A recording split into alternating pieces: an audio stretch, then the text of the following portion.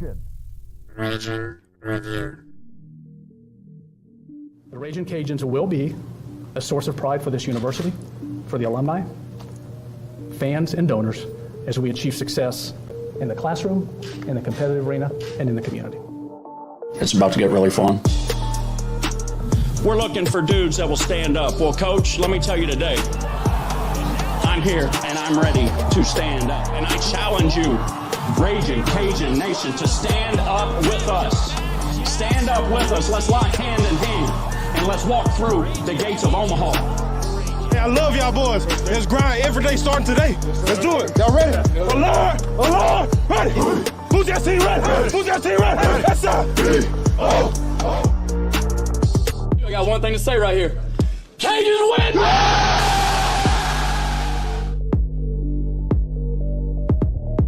Ladies and gentlemen, welcome back to the Raging Review podcast. Post-game reaction. Texas State. Cajuns are bowl eligible. Most likely going to Indy. The Indy Bowl, right? Independence Bowl in Sleesport. Pretty sure that's where we're headed. Or that's where everybody's saying we're going. So yeah, I was going to say it's Shreveport is not Indianapolis by any means. So the Indy Bowl in Sleesport. So not the car race or none of that. Man, I haven't even thought about the Independence Bowl in like 20 years. I forgot it was even there. And if you can believe it, or like it's even a worse trip for me to get there from Houston than it is from Lafayette, because at least Lafayette is like a straight drive. I got to go through, like, I got to pass by Stephen F. Austin and all that Shaws through the hills. It's a weird drive, but you know what? If it's Indy, I think I might have to make a trip. Oh yeah, that's a day trip. I mean, if you don't, if it's on the 23rd. Yeah, well, it's on the 23rd. It's like Friday right before Christmas. I understand that might be a little bit difficult for families, but if you want to drive up there and drive back, it's totally possible. Tons to talk about tonight. I want to start by saying I'm so proud of this team. I'm so proud of Mike. They overcame a ton, and we have talked about it ad nauseum. One thing we didn't talk about was actually the amount of players that did not play this year for this Cajuns football team that played last year. 45 is the number. 45 players did not suit up for the Cajuns that contributed last year on the football field. That was, portal, people that were asked to leave, ineligible folks. Apparently the academic ineligibility issues were more than most people know about. That's according to Gerald Broussard on the broadcast. And then obviously people leaving for the NFL, et cetera, et cetera. So 45 guys that did not play this year. I think that's a huge accomplishment. 6-6 is it's not a conference championship. It's not a division championship. I get it. I understand all that. Were we expecting more from this bunch? Probably. Were our expectations reasonable? Probably not. I think that 6-6 is a lot different this year than it was the year that Ricky went 6-6. I think this is a completely different situation. So I just want to say that I'm very proud of the guys. They played hard today, which tells me they wanted to keep playing. We kind of talked about that in the pregame. I feel there's some satisfaction behind this victory that, I didn't even realize I was going to feel. So open it up. Jerry, we can start with you. How you consume that game, how you feel about it now, and just thoughts. It's crazy because in the past, we've had teams that might have folded in a situation like today where you had to win, you get into a bowl to get into a bowl. And there have been times where we've had teams that have slipped. And so it was nice to see us finish the job and finish strong and do it on the road the way we did.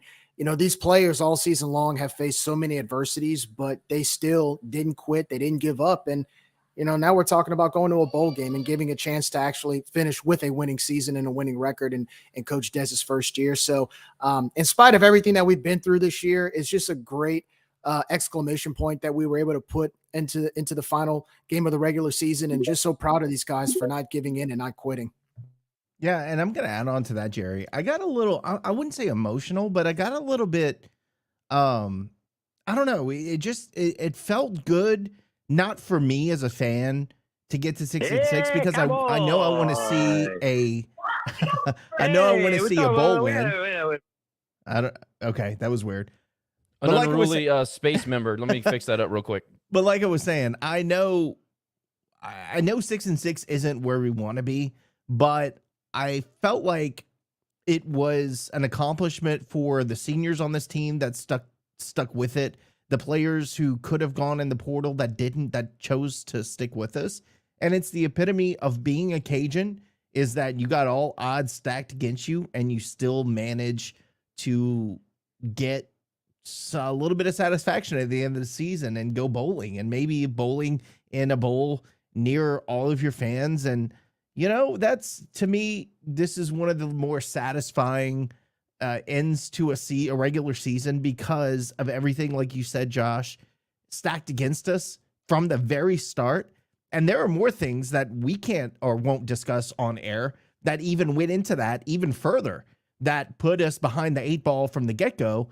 And Dez just took it and he ran with it.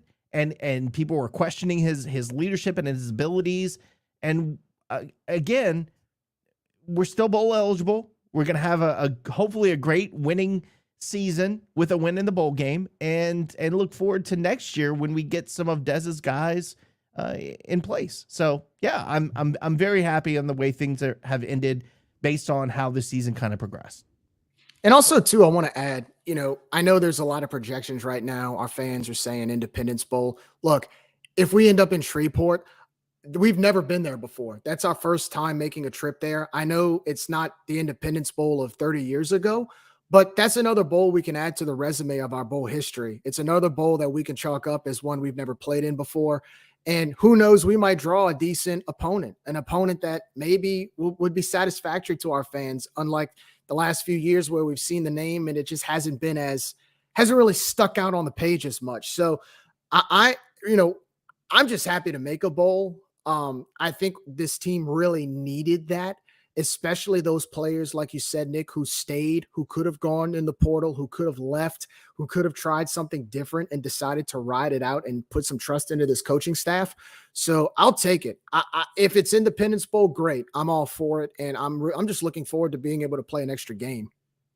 Well, I'll say a couple of things. I'll channel my inner Jay Walker and say, look, 6-6 is what it is. It's an opportunity to go to a bowl game. But also this, we talked about this in the preview. If it's UCF, if it's Houston, hell, if it's Memphis, that's a great matchup. That's a good college football game, regardless of, the prestigiousness or the prestige. Prestigious is not a word, folks. The prestige of the bowl, right? I don't care about that. I want to know who we're playing. That means more to me. Like, people complain about the New Orleans Bowl. The New Orleans Bowl actually has some pretty nice perks. It's in New Orleans. It's in the Dome. As far as like everything around the game, it's a pretty nice bowl, especially for a G5 team, especially for a Sun Belt tie-in. I mean, it is they treat our guys well. It's a good experience. But a lot of times we play teams that doesn't necessarily move the needle. At some point, I think earlier in the season, people were talking about the Cajuns going there to play UAB. And this is no knock on UAB. They're a fine football program, but I'd rather go play UCF in Independence Bowl. I mean, that's way more interesting to me. We have a couple of people that have requested to speak, and I'll get to you guys in a minute. Just wanted to say, Nick, you made a comment about being emotional. Dez was certainly emotional after the game. I listened to his sideline interview with Cody. Some of the guys were running by. I think it was some defensive linemen just screaming about how they're bowl eligible, and I felt that. You know what I mean? I felt that. That was really cool. And then you could tell that Dez was getting a little bit choked up talking about how proud he was of how they fought. And, you could just tell that I look forward to 10 years from now where we can sit down and Mike and he can tell us the story about everything that went on because I know that there's so much more to the story. But I'll tell you what, this is what we'll do. If you guys don't have any more general comments, I'll go to calls first. And yes, folks, we will talk about the game. Don't start hollering at me just yet. If we get in 30 minutes and we haven't talked about the game, then y'all can holler at me. But just hang on one second. Terry, I see you requested, sir. Please go ahead and take it. Hey, what's up, guys? Y'all hear me? Yes, sir. Yeah. Hey, I just want to start out like everyone. I'm so happy for Coach Dez, and y'all always hit on it. Like, he's been through a lot, and the overhaul of last year and everything with Nape, and the guys leaving everything, and he dealt with that probably the best that anybody ever could. And I'm so happy for him. And especially the seniors, Chris Smith, the guy ran as hard as he ever could. He's a great example of this program. Andre Jones played his heart out. Braylon Trahan and Eric Gare, like, those guys are great representations of our school. I love having them, have them play all their college years at UL. And that makes me happy being an alumni, a guy that played. I thought red zone play calling kind of could have been better early. I think this is game 12. I don't know why we're still trying to run up the middle on 4th and short. I mean, hey, the O-line issues have been what they've been. But I mean, like but that red zone play calling, that screen to who's that? LeBlanc.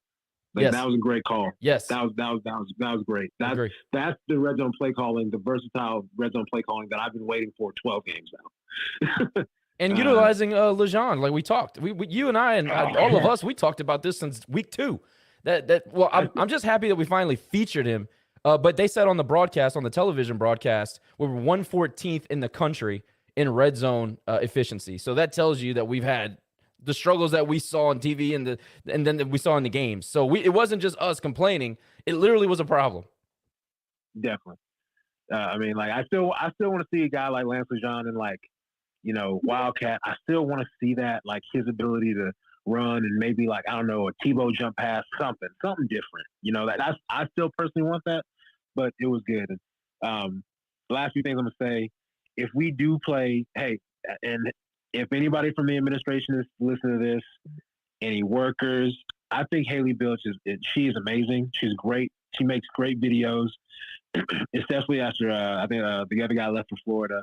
She does great. But if she's listening to this or anybody that knows her, if we play either Houston or Memphis or Tulane, if we play any of those teams, I need, you know, videos, old highlight tapes of, I don't know, Tyrell Fenroy running against, you know, Houston back in the day. I need highlight tapes of Brian Mitchell, things that we should have done for the Southern Miss game, something to build in-your-face marketing like Nick preaches on, like that we should have done for Southern Miss. Like, I need that because that can bring people to the – if we go to the Camellia Bowl, that's in Louisiana. That's what, 3-hour drive at the most? Like, people can go to that game, people that are interested, but you got to get people engaged. We have to do this now if you want to have people in like that are fans, that do go to the school, that are students, to be interested in this bowl game. Because like I said, it's not about the bowl game, it's about the matchup. If we play Houston, that's history. I mean, that's, you know, 3 hours of history right there. It was a 3 hours drive for history right there we can play. And the other thing, up until about 10 years ago, they were a peer institution of ours. Exactly. Terry, for me, and you hit the nail on the head. Of course, I'm going to say you did because you agreed with me.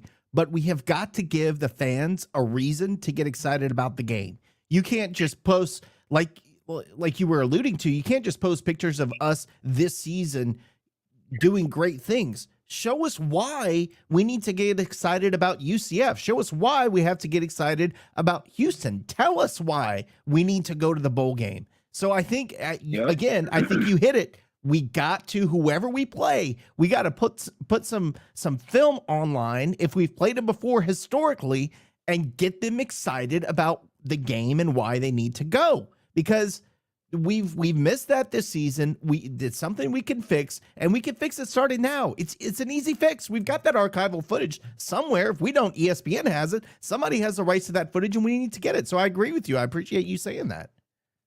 Yeah, and you know what the most important part about it that I know all ADs love to hear? It's free. It's free. Like, you can just pull the footage and just take it and slice it. Like, I remember seeing old highlight tapes of us, hype tapes of us playing ULM and us like running the score up on them. Like, you can't do that for Tulane. Like they missed the field goal at the last second in the New Orleans Bowl, and we rushed the field on them. We put up 40 points on them, and they came to Lafayette, and they talked so much trash. Like, you can't. It's easy. It's so easy, and we got to do it now, man. It's got to happen now. Start now. Start tonight. Start tomorrow morning. First thing. And I think you nailed it right there, Terry. We've said this, me, Josh, and Nick talk about this behind the scenes all the time. A lot of stuff that we talk about, it's very cost effective because it doesn't cost anything. All it costs is maybe 20 or 30 minutes of your time. Archiving videos, archiving like photos. It's not a hard thing to do, but you know what it does? It tells a story. Like, Nick, you can relate to this.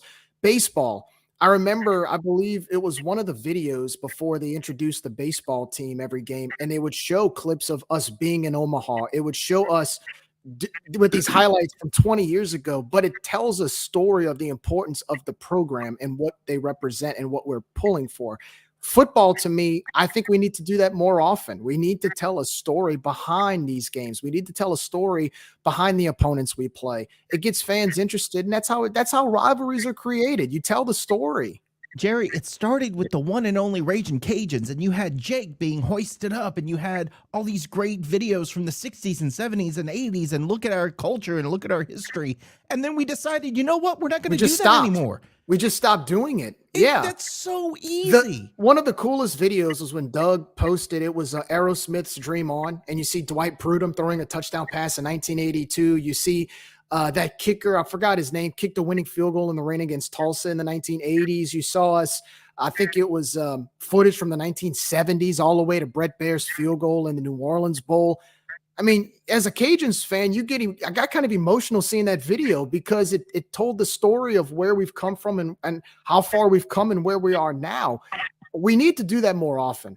Do it more often to get the fans fired up, and it gives them a reason to look forward to these games, especially this possible bowl game coming up. Yeah, man. And I think it's so easy.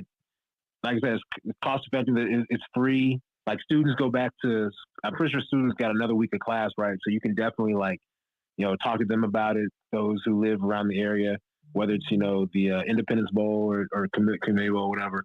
I mean, you have so many ways to push this to fans, alumni, students. It's so easy. And man, I'm just hoping this message gets to the right person. I love this school. I don't want it to fail. We have so much potential, and Dez is doing what he can, and I do trust him. I do believe in him, but he needs help. You just can't, post a culture video every Tuesday, which I love. You can't just post those videos and post a picture of, hey, the watch party is going to be at, Pete's in Lafayette, blah, blah, blah, and expect people to care. It's got to be in your face. It's got to be. You got to have a billboard on Johnson Street, near Blackman Coliseum with advertising the Camellia Bowl or the Independence Bowl or whatever. You have to. You got to, man. Now is the time. Perfectly said. You got to do it now. And I just saw Kevin Belton got into the space. If I don't see Kevin Belton catching that touchdown against Houston and Kevin Cobb 700 times between today and December the 23rd, I'm calling every phone number on that staff sheet, and I'm fussing at somebody. Dude, I got to see that stuff. I broke a TV after that touchdown pass, literally, because I got so excited. I don't know. I was running around the room. I hit the TV. It fell on the ground. It was an expensive TV back in the day. I was on the sideline that night, and it happened right in front of me. I almost tackled a cheerleader from running up by the kicking net. I felt so bad, but that was one of the best games I can remember. That was one of my favorite Cajun games of all time, and it was raining in Lafayette. I ran out the door and slipped on the concrete and busted my ass. I remember that. Who was the quarterback? It was that badass Jerry Babb. No, not our quarterback. Kevin Cobb. Kevin Cobb. Yes, exactly. So we got to see that stuff. And we have really good games with Houston that we're not even talking about. That was a really nice, like I said, they were a peer institution. It was always a good series for us. I loved playing Houston. Yep. And especially as they go into the Big 12, it's just not notching cap. It's we beat a potential Power 5 team, which I bet Power 5 is a myth in my opinion. I mean, that's just not, even though the playoff committee doesn't believe in it. Power 5 is, just a made up thing in my opinion. But hey, last thing I'll say, guys, is it feels good to go to a bowl as a guy that's played in the bowl. It's a reward for those dudes, but also it feels good to know that the guys up in Ruston, they have another losing season, and they're not going bowling for the fourth year in a row. Second straight 3-9 season, 6-18 over the last 2 years. Boys, you can't spell elite without La Tech. Just remember that, okay? That feels really good to me. And also the Astra Clears lost, so they won't be hosting a game. Isn't it so great? The situation is so great, and we're going to talk about that a little bit later because we have to. This team, the Astra Clears that has to be their moniker going forward. They are the most charmed program in the history of college football. It's ridiculous. Frauds, man. But anyway, Terry, as always, appreciate your comments, man. Thanks for always checking us out. Hey, I appreciate y'all, man. God bless. Yes, Go sir. Cajuns.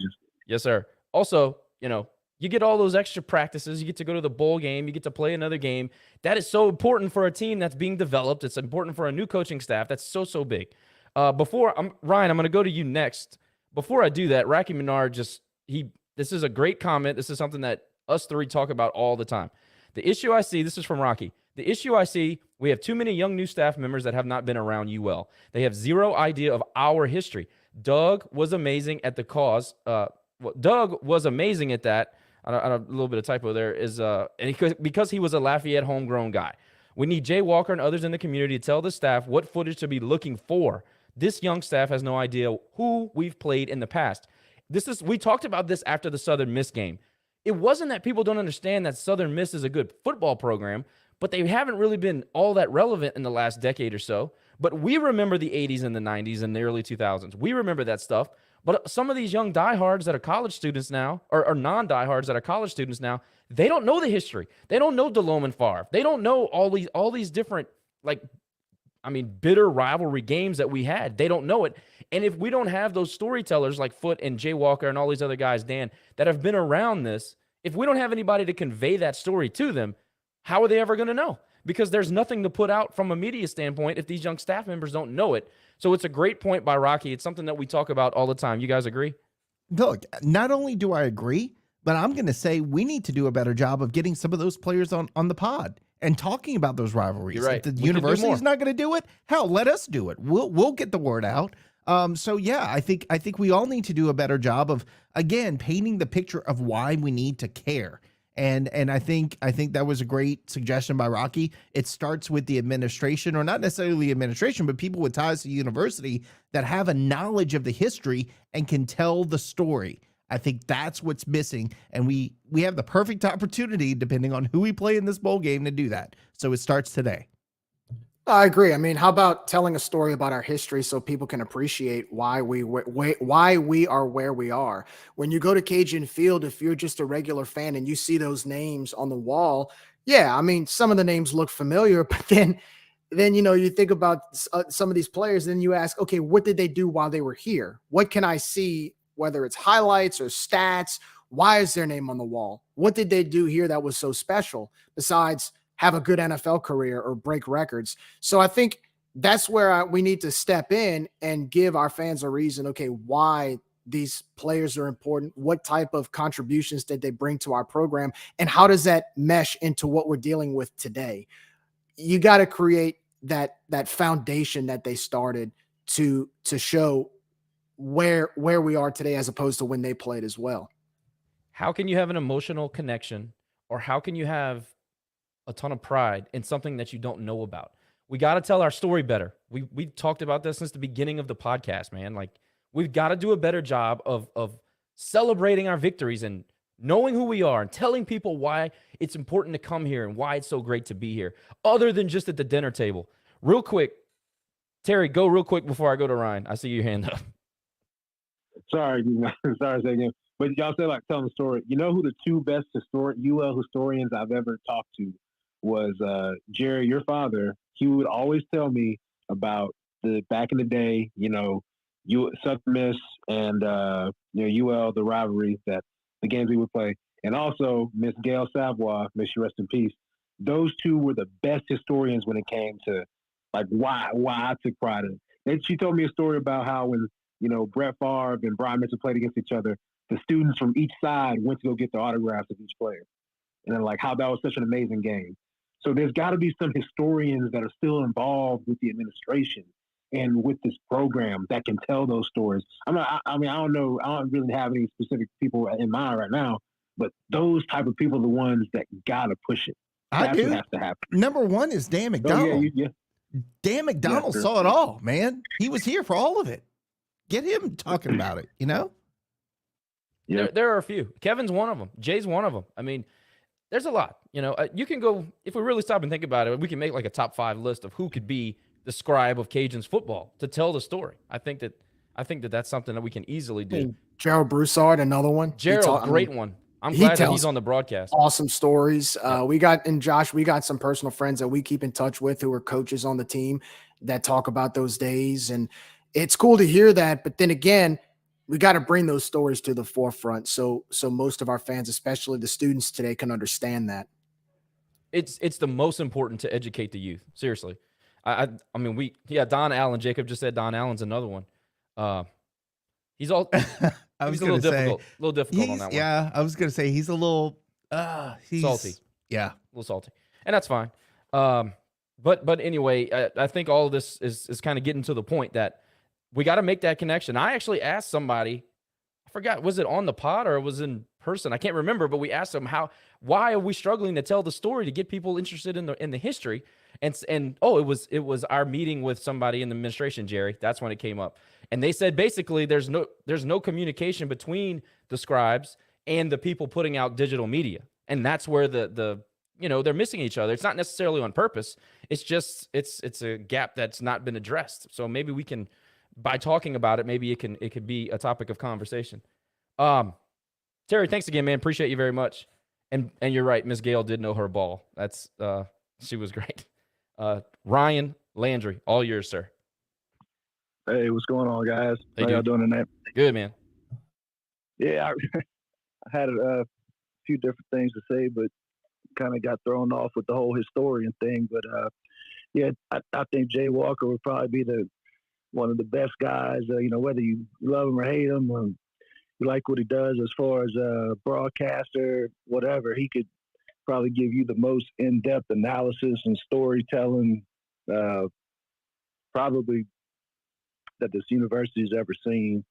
You go back to the Tulane USL football games back in the Superdome from the late 80s to the early 90s, to the Houston games in the mud and the Memphis games with Jake. And, there's so many things that we could show off. And, we've kind of seen it here and there in these little videos, some packages, that they show here and there, but there's really nothing that's ever celebrated. And that's something that I never really understood from a long time fan's point. But, you kind of think you could always do better than what anybody else, kind of puts out there. So I don't know, maybe different people giving different suggestions on what to actually throw out there. Maybe that could be the starting point as to what we could actually strive for if we play one of these peer institutions in just say the Independence Bowl. Yeah, I'm just gonna say I hope 7,000 in the stands against Troy was a wake up call for everybody, for me, for you, for the administration, for the university, for the community. I hope that was a wake up call so they start listening. I think it is. I think there are things that are in motion that will give attention to that next season, but somebody's got to listen, and again, they got to tell us at this point. It's obvious they've got to tell us why we need to care. And it all starts with that. So I appreciate those comments. Yeah, definitely. And as far as the game goes, 10-0 speaks for itself against a so-say peer institution. I never really had any doubts that we would win tonight. It was always kind of like, damn, we better freaking win or else. But I kind of been hard on Mike. Wasn't really a fan of the hire. I haven't even called into the pod or the space since we lost to ULM, and that's reasons neither here or there. But I just want to say congrats to him and the seniors, and hopefully, if we do make it to Shreveport or I don't know I guess New Orleans or wherever else they're talking about going, hopefully we can bring a good crowd and support the seniors. That's given so much to this program. People like Quib and Zion and Moncrief and all the guys that give it their all every single day. Just not just for the teammates and for the community that kind of refuses to support them sometimes, but hopefully we could do the right thing and show up for those guys. Absolutely. Quib crossed the 100 tackles for the season mark in this game, which hadn't been done for it was a long time. I don't remember how long it was, but I love that guy he's just a hardworking dude that just continued to improve. I really respect those kind of players. You know, he earned everything he got here, and he is a part of Absolutely. the winningest senior class in the history of UL. That's important to me. Absolutely. Jerry, thoughts on Ryan's comments? I think it's just it alludes to everything that Coach Des has been through from day one, having to pretty much start from scratch, and the way he was able to finish through the bumps and the grind and everything else. I'm just so happy for him and these players. Again, they never quit. They could have quit after the Troy game, and they responded against Georgia Southern, took a hit against Florida State, kept their heads up, and really dominated today. It's just the mentality. I mean, I've never seen, or should I say, I think that's part of, we talk about the culture, the hashtag culture. I think that's what the hashtag culture is all about, is a team that just won't give up, that won't quit.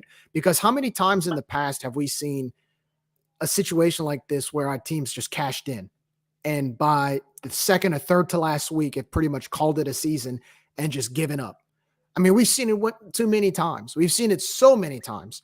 And for this team to not do that, for this team to still, in spite of having all of this success in the past, face some adversity and not just say, we didn't get our way, we're going to take our ball and go home. It speaks volumes of what the expectations are and what the standards are for this program now. So, look, credit to Coach Des for him keeping this team focused. The grit he has, the grit he had as a player, I see it as a coach, because the mentality feeds off of that. Again, you don't win 41-13 on the road in spite of your opponent that you might have dominated in the past. You don't finish like that if you cash it in. The same team beat App State. And we dominated today. So I'm hoping they take that into the bowl game, because again, you finish with a winning season. That's what, 5 years in a row without a losing season, 6 years in a row. I mean, that's kind of unheard of for us, when you really think about it in the grand scheme of things. So I'm just excited, man. I'm just excited as a whole, and I'm very happy for Coach Des with everything that he and his staff have been through this year.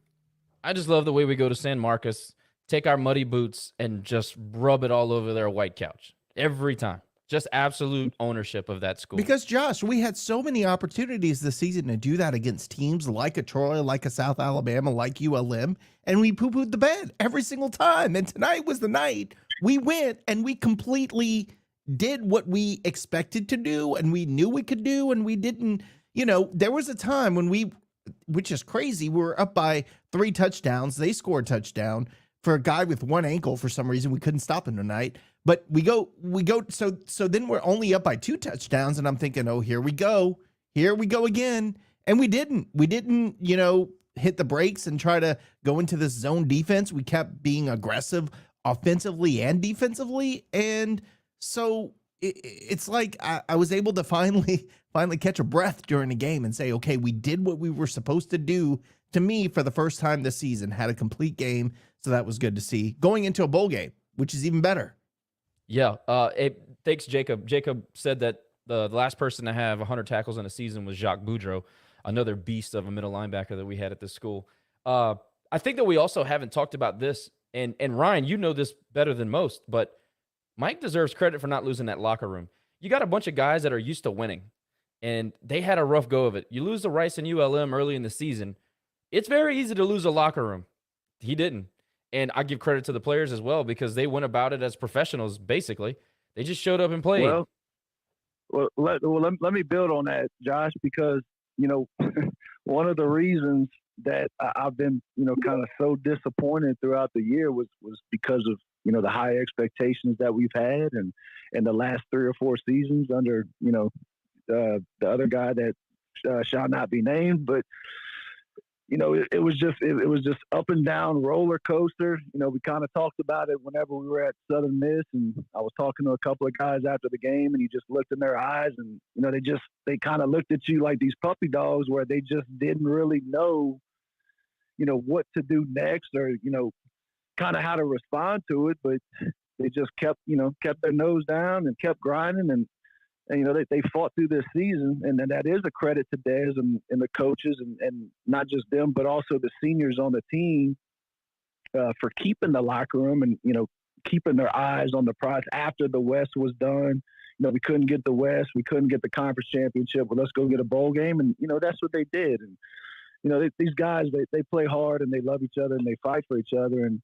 And that's one of the things that always, kind of kept me in there with them. Just, if they're not giving up, I'm not giving up. You could have your ups and downs. You could be pissed off at play calling and this and that and, what you thought happened in the off season. But, ultimately it's about these kids and they're fighting for us. So, we got to fight back for them. And they, Look, they never lost a locker room. So I will be the first to say even tonight, I was getting pissed off at some of the play calls on offense. And I was screaming at Dez, why are you doing this? Why are you running up the middle 3 times on 2nd and goal?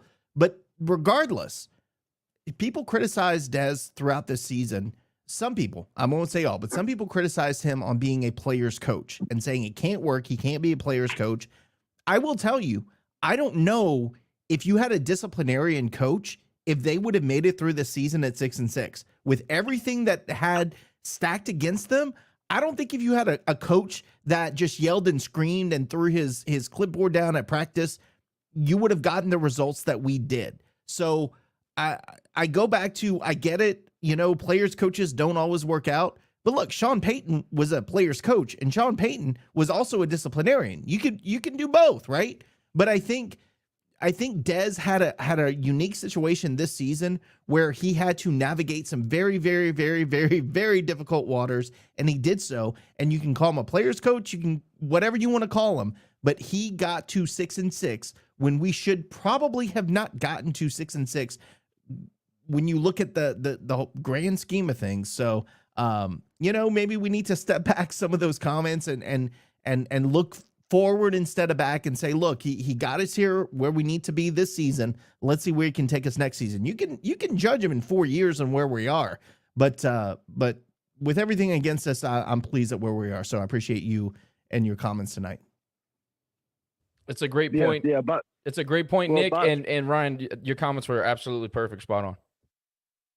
Sorry, man. I didn't mean to cut you off. You're good. All I was going to say, and I'll get off of here so some other people get on. But bottom line is, we finished the season with the win, going to a bowl game, get some extra practices for the younger guys, get to send the seniors off on a good note. So let's go give them hell. It's an accomplishment. It's 6-6. I understand that, but we're going to a bowl game, and there's so many tertiary benefits from this, and I'm pleased. And I'll go back to what you just said. I will forever remember the 2022 team as the team that was given so many opportunities to say, you know what, cash it in. It just wasn't in the cards. They fought and they earned a bowl game. That means something to me. I'm always going to remember that. Ryan, appreciate you being. All right, y'all. All right.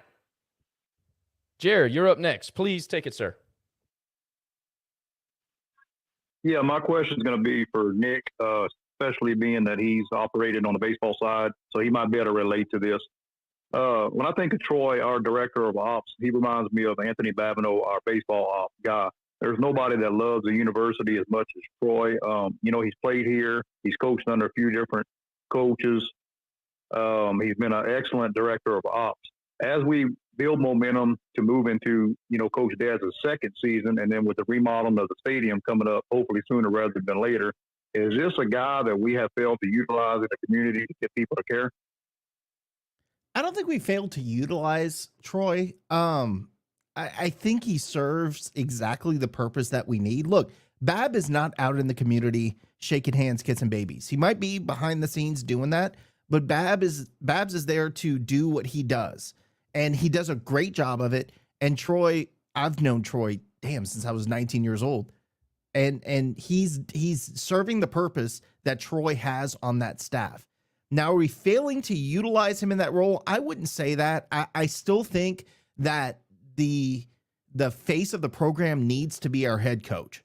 And look, Billy Napier, I should say the guy we shouldn't mention, but I just did. He wasn't necessarily the face of the program, right? I mean, he was in his later years, but you think about him, he's a slow talking Georgia guy, and he doesn't identify with the local community. And you saw that attendance wise locally. So I wouldn't say that he was the connection to the community, but I think you've got a local guy in Dez that we need to put in the front of the program. Now, could we use Troy in a different capacity and get him more out there? Yes, but I don't think we're underutilizing him. I think he's serving the exact perfect purpose that Troy has served. He is the continuity from the years of Bustle all the way through today and probably through future. We won't have future head coaches, but through the future, I think he'll be that continuity. So no, I don't think we've not utilized him in that role. I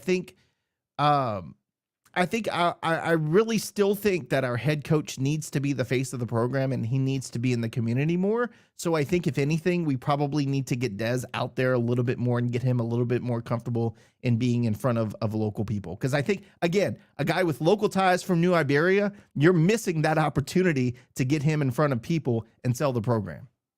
Real quick, I don't know how many people know this, but Troy Wingarder's been going on with Shannon Wilkerson. I don't know if it's monthly or every other week, but he's doing a show, an hour, might be 2 hours, with Troy. And they do general topics, but they talk Cajuns football as well. That started maybe 3 months ago. I've heard him on quite a few times. So that's something that he can do. And, I've made the comment about, his wife is in local government.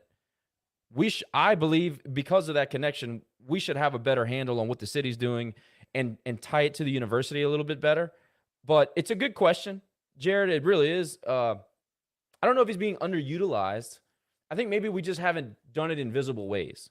So if the question is, has he not been as visible as we'd like, then maybe the answer is yes to that. But Troy does so much, man. That dude's got so much on his plate. I don't know if this guy probably works 95 hours a week for like the last 30 years. He's done so many things.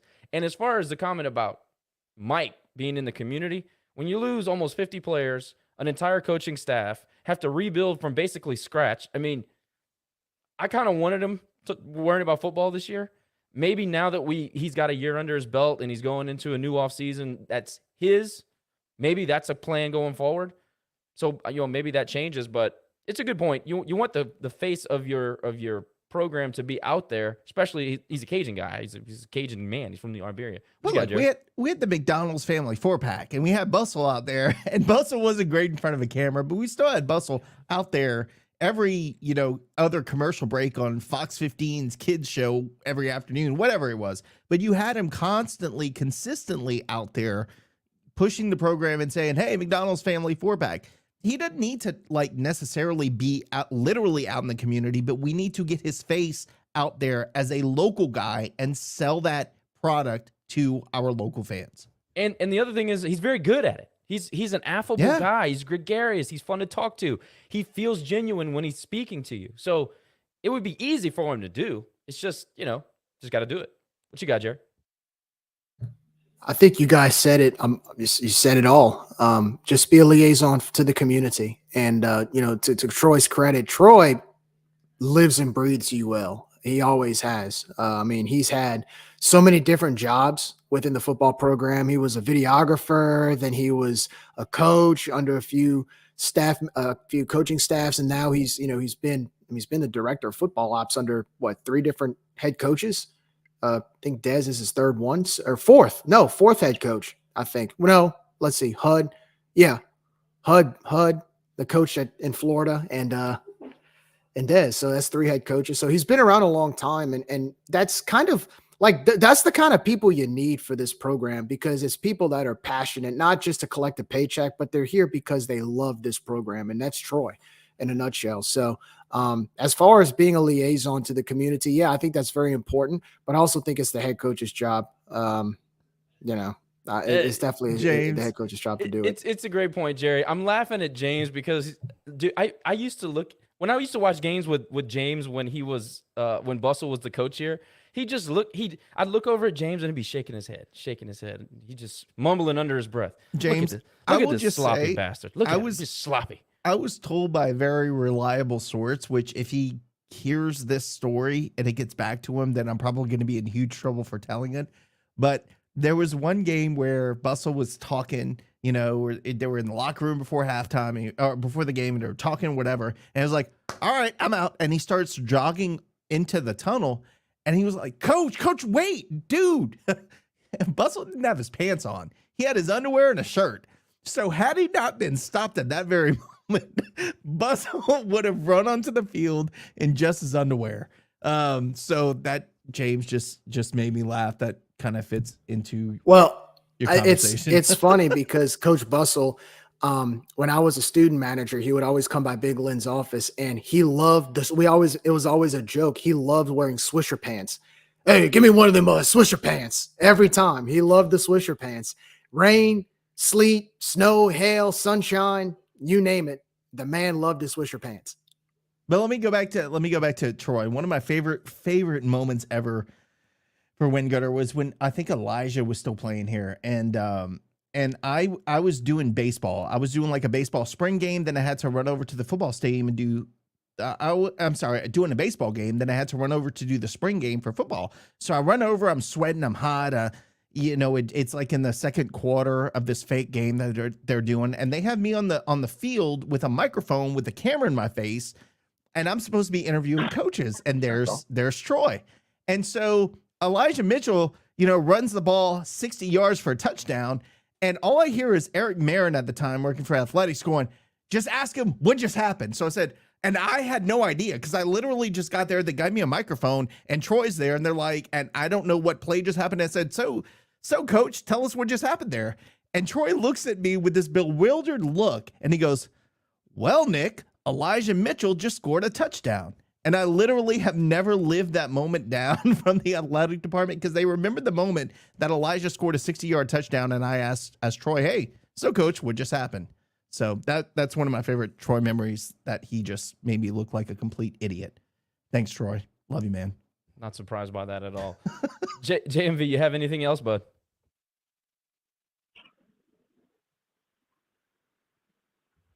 JMV 1? JMV 2? All right, we're going to move on. Kent, you're up next, sir. Take it. Hey, how you guys doing tonight? Good, man. How are you? Hey, good. First of all, I appreciate what you guys do. The first question is, does anyone listen to The Rage anymore?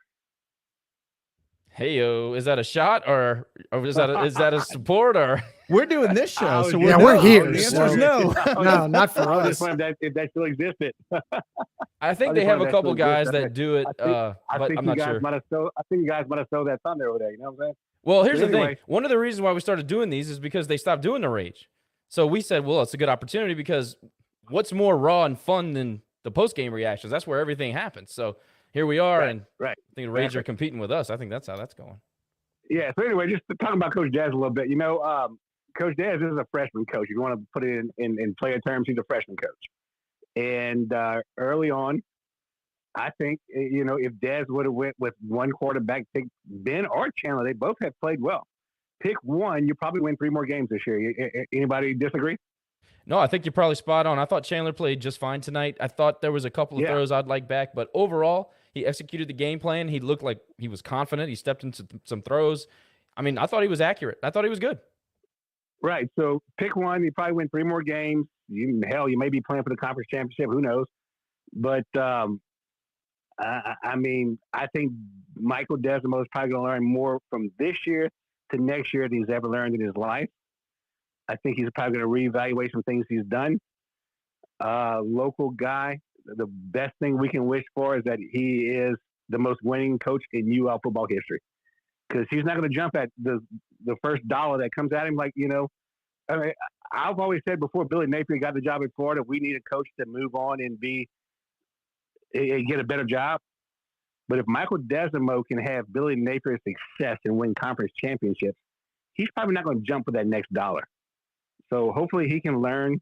I think he was a lot better coach in the second half of the season than he was in the first half of the season. And if he can build on that, I can see some success coming his way in the next couple of years. What you guys think? I'll let these guys go, but real quickly, I'll say this. When I'm looking and, evaluating, whatever word you want to use, a new coach or a new staff, I want to know, are we getting better? And if you chop the season into 2 halves, I don't think there's any question we were a better football team. We looked more prepared. Obviously, there was no quitting the team the second half of the season than we did in the first. That's just what I saw. Nick?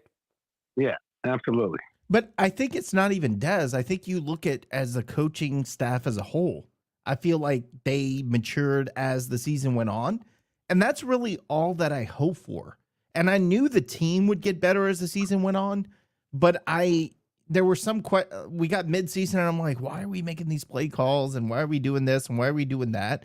I think again, we had an entire new staff down to the analysts that had to figure it out. Yeah. And I think they started to figure it out more and more as the season went on. So if we hold on to a lot of those guys next season, then I think we have momentum going into 2023. Right. You're right, Nick. Lamar Morgan might be the next rock star. You're right. That defense has just played well. It has just gotten better and better. You're absolutely right about that. Well, we're gonna find out a lot about Lamar next year because we lose a ton. And look, we got plenty of talent. Yeah. I'm not worried about talent, but we're just losing a ton of big snaps. If you go pull up the roster and look at it, they've got what was highly recruited kids coming up. They've got a lot of freshmen and sophomore on that roster right now that they hadn't really contributed this year, but they were highly recruited, and they've got a lot of young talent on that roster right now. I agree. And look at Lewis tonight. Yeah. Look at Tyree Skipper tonight. Look at Jasper Williams. I mean, these are all young guys that are just starting to get their feet wet. We got the talent. Yeah. Defensive line are all sophomores. We got the talent. Yeah. I'm going to add on to that, Josh. Absolutely. And hopefully Kendall Wilkerson will come back. He was an academic casualty this year. He's a defensive lineman coming back. Kendall Wilkerson from Kentwood. He's a defensive lineman that would have played a hell of a lot this year, but he's an academic casualty. He didn't play this year. I don't know if you remember this kid. Oh, yeah. Played last year. He's one of our best, most talented in my view. What you got, Nick? I was going to say, and don't forget, I know we lose like 19 seniors this year, but when you're losing last minute, losing recruits to teams like the one 60 miles down the street, that tells me you're doing something right in the recruiting space. So I have full confidence in this staff, especially Dez. Dez is a hell of a recruiter. I have full confidence. Well, the thing is, in him. The thing is this: you're losing seniors, but what we don't know is what we're going to lose other than seniors with this new portal thing. Is that all we're losing? Is the 19 seniors? How many kids are going to transfer out? I mean, but you know what? Thing has it where you don't know what you're going to lose and what you got coming in. Portal works two ways, and the portal was new. This whole thing with the NIL portal, all that stuff was new this year. It works both ways. So let's see what he brings in. I think, Again, I trust in our recruiters and our staff to get us in a good spot for next year. So we'll see what happens. Right. Hope he's a little more open to bringing kids in. Last year, it sounded like he thought he liked this roster. We like where we are. We don't want to really entertain the portal that much and bring it in, but hopefully maybe because Troy, Southern Miss, South Out, they all had their defenses for one filled with transfer, from the portal. But I do like his reasoning. Anyway. I mean, he wanted to keep the guys tight knit, and I do. I mean, now that we've seen what we saw, the reasoning makes sense. He didn't want to lose the locker room, and I think that he saw the writing on the wall and said, "This is going to be tough." They definitely recruited well, and their roster had talent. I mean, they were as talented as anyone they played in conference this year without the portal. You're absolutely right about that. They were as talented. I agree with you. But hey, Josh, one quick thing here. I listened to your guys' midweek rage that you had today while I was watching football, and you talked about that Florida State band in the end zone when they were warming up. Yeah, I had four players at my house for Thanksgiving Day, and they all said that was the best experience they've ever had warming up in their life. They said it was just awesome. I felt the same. They just loved it. Like that band was right there in the end zone, and they did love it. I'm telling you, it was the game day experience from start to finish, even before kickoff. I'm talking about all of it. It was fantastic. It had all of the feels of that old school, the pageantry and all of that. I mean, it was everything that it lived up to the billing. There's no question. And the band stacking behind the end zone and then playing our fight song when they went on the field. I thought that was so cool. Yeah. Anyway, all right, guys, have a good night. Appreciate what y'all do. Yep. Thanks, Kit. Appreciate you very much. Take care. Later. By the way, Josh, I just want to chime in. At least we were never losing to a team that is 4-7 on the season. So we'll just I'm not gonna name names, but I'm just saying we never were in a position to lose tonight to a team that was 4-7. Hope that continues. I'm not gonna say anything. I just kind of saw that coming just a little bit. I don't want to talk about it, but it kind of felt like that lull period because everybody's looking ahead. But we're doing it again, though. We're not talking about the game. By the way, I want to encourage everybody to speak. We'll get you in, get your comments. Obviously, we do this for you guys to talk about the game. So request, I'll get you on. In the meantime, we'll start talking about the game. Jerry, Nick, I'm sure they posted the box score, so you want to get that ready. I'll ask you later. But overall, I know we kind of touched on a lot of things. Did you guys learn anything new about the team today? Did you have a thought that crossed the mind? Was there something that you saw or heard? Something that you took away that, I don't know, was a lasting impression? We can start with Jerry. I think first of all, as the week goes on, the offensive line continues to improve. I thought our run game was really spectacular today. Everybody got to touch the ball. Very impressed with Dre Washington. I think he's pretty much one of the main backs for us going into next season. He's shown a lot of promise over the last 3 or 4 weeks. Chris Smith, I'm so happy for Chris, man. Smitty has stepped up over the last few weeks. He's really played up to his reputation, even last week against Florida State, but tonight he did as well. It's going to be nice to see him shine in the bowl game, possibly his last game in a Cajuns uniform, and he's got momentum doing it after today. So I'm just so happy for the offensive line. We've given so much flack to the offensive line, but it's not their fault. I mean, they're a brand new line. They had a lot of injuries coming in, a lot of inexperience, but the way they've been able to gel and get better as the season has gone on has kind of played into the offensive identity that we've always had, being that run balanced first type offense. And I thought that came out today. Again, we ran the ball well, and Chandler, great job today. He had a few missed throws early on, but just like last week, as the game went on, you could tell he got more comfortable. He was made some good decisions in his passing. And I think, as one of the previous callers said, whether it was Ben or whether it was Chandler getting the starting job and letting them play as a starting quarterback, I think we could have won 2 or 3 more games. Hopefully it's a lesson that Coach Des learns going into the offseason, and hopefully going into next year, we can take that approach. Thought Chandler had a good game. Defensively, what can I say? Outside of that one long touchdown run, they gave up 6 points.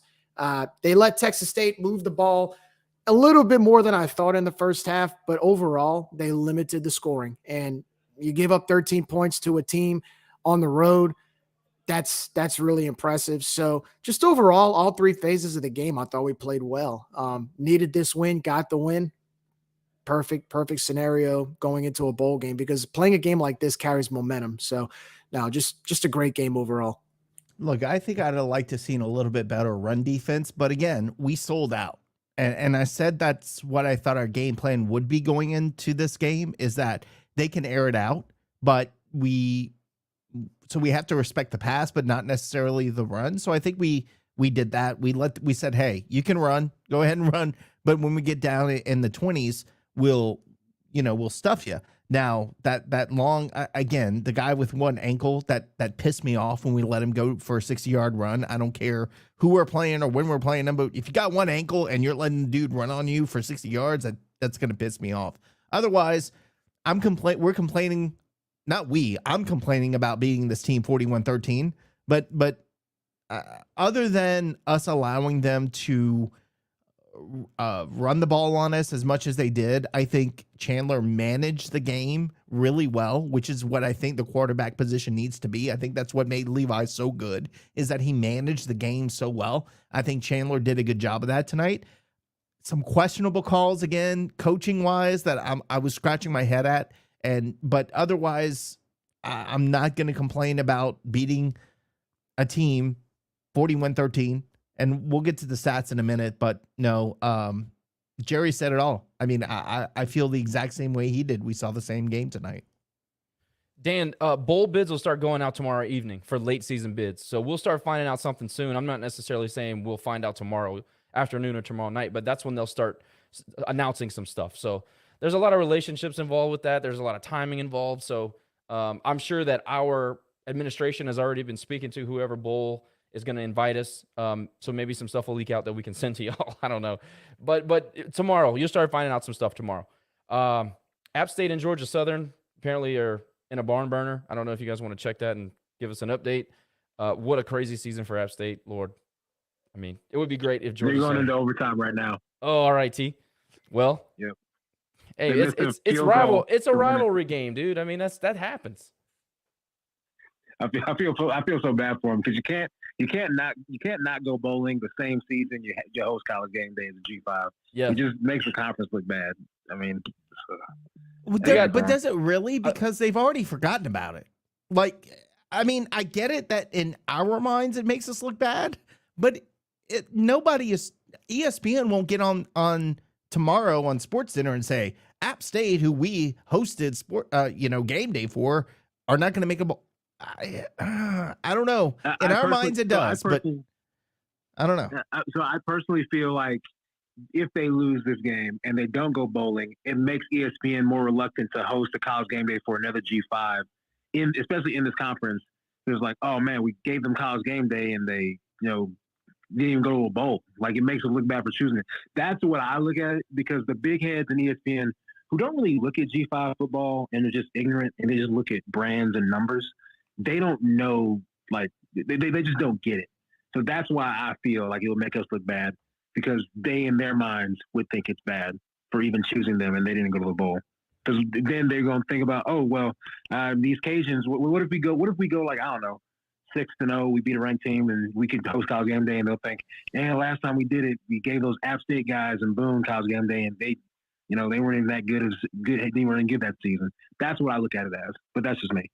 The only question I would have about that is, I thought the Boone, North Carolina college game day experience was an absolute hit for ESPN.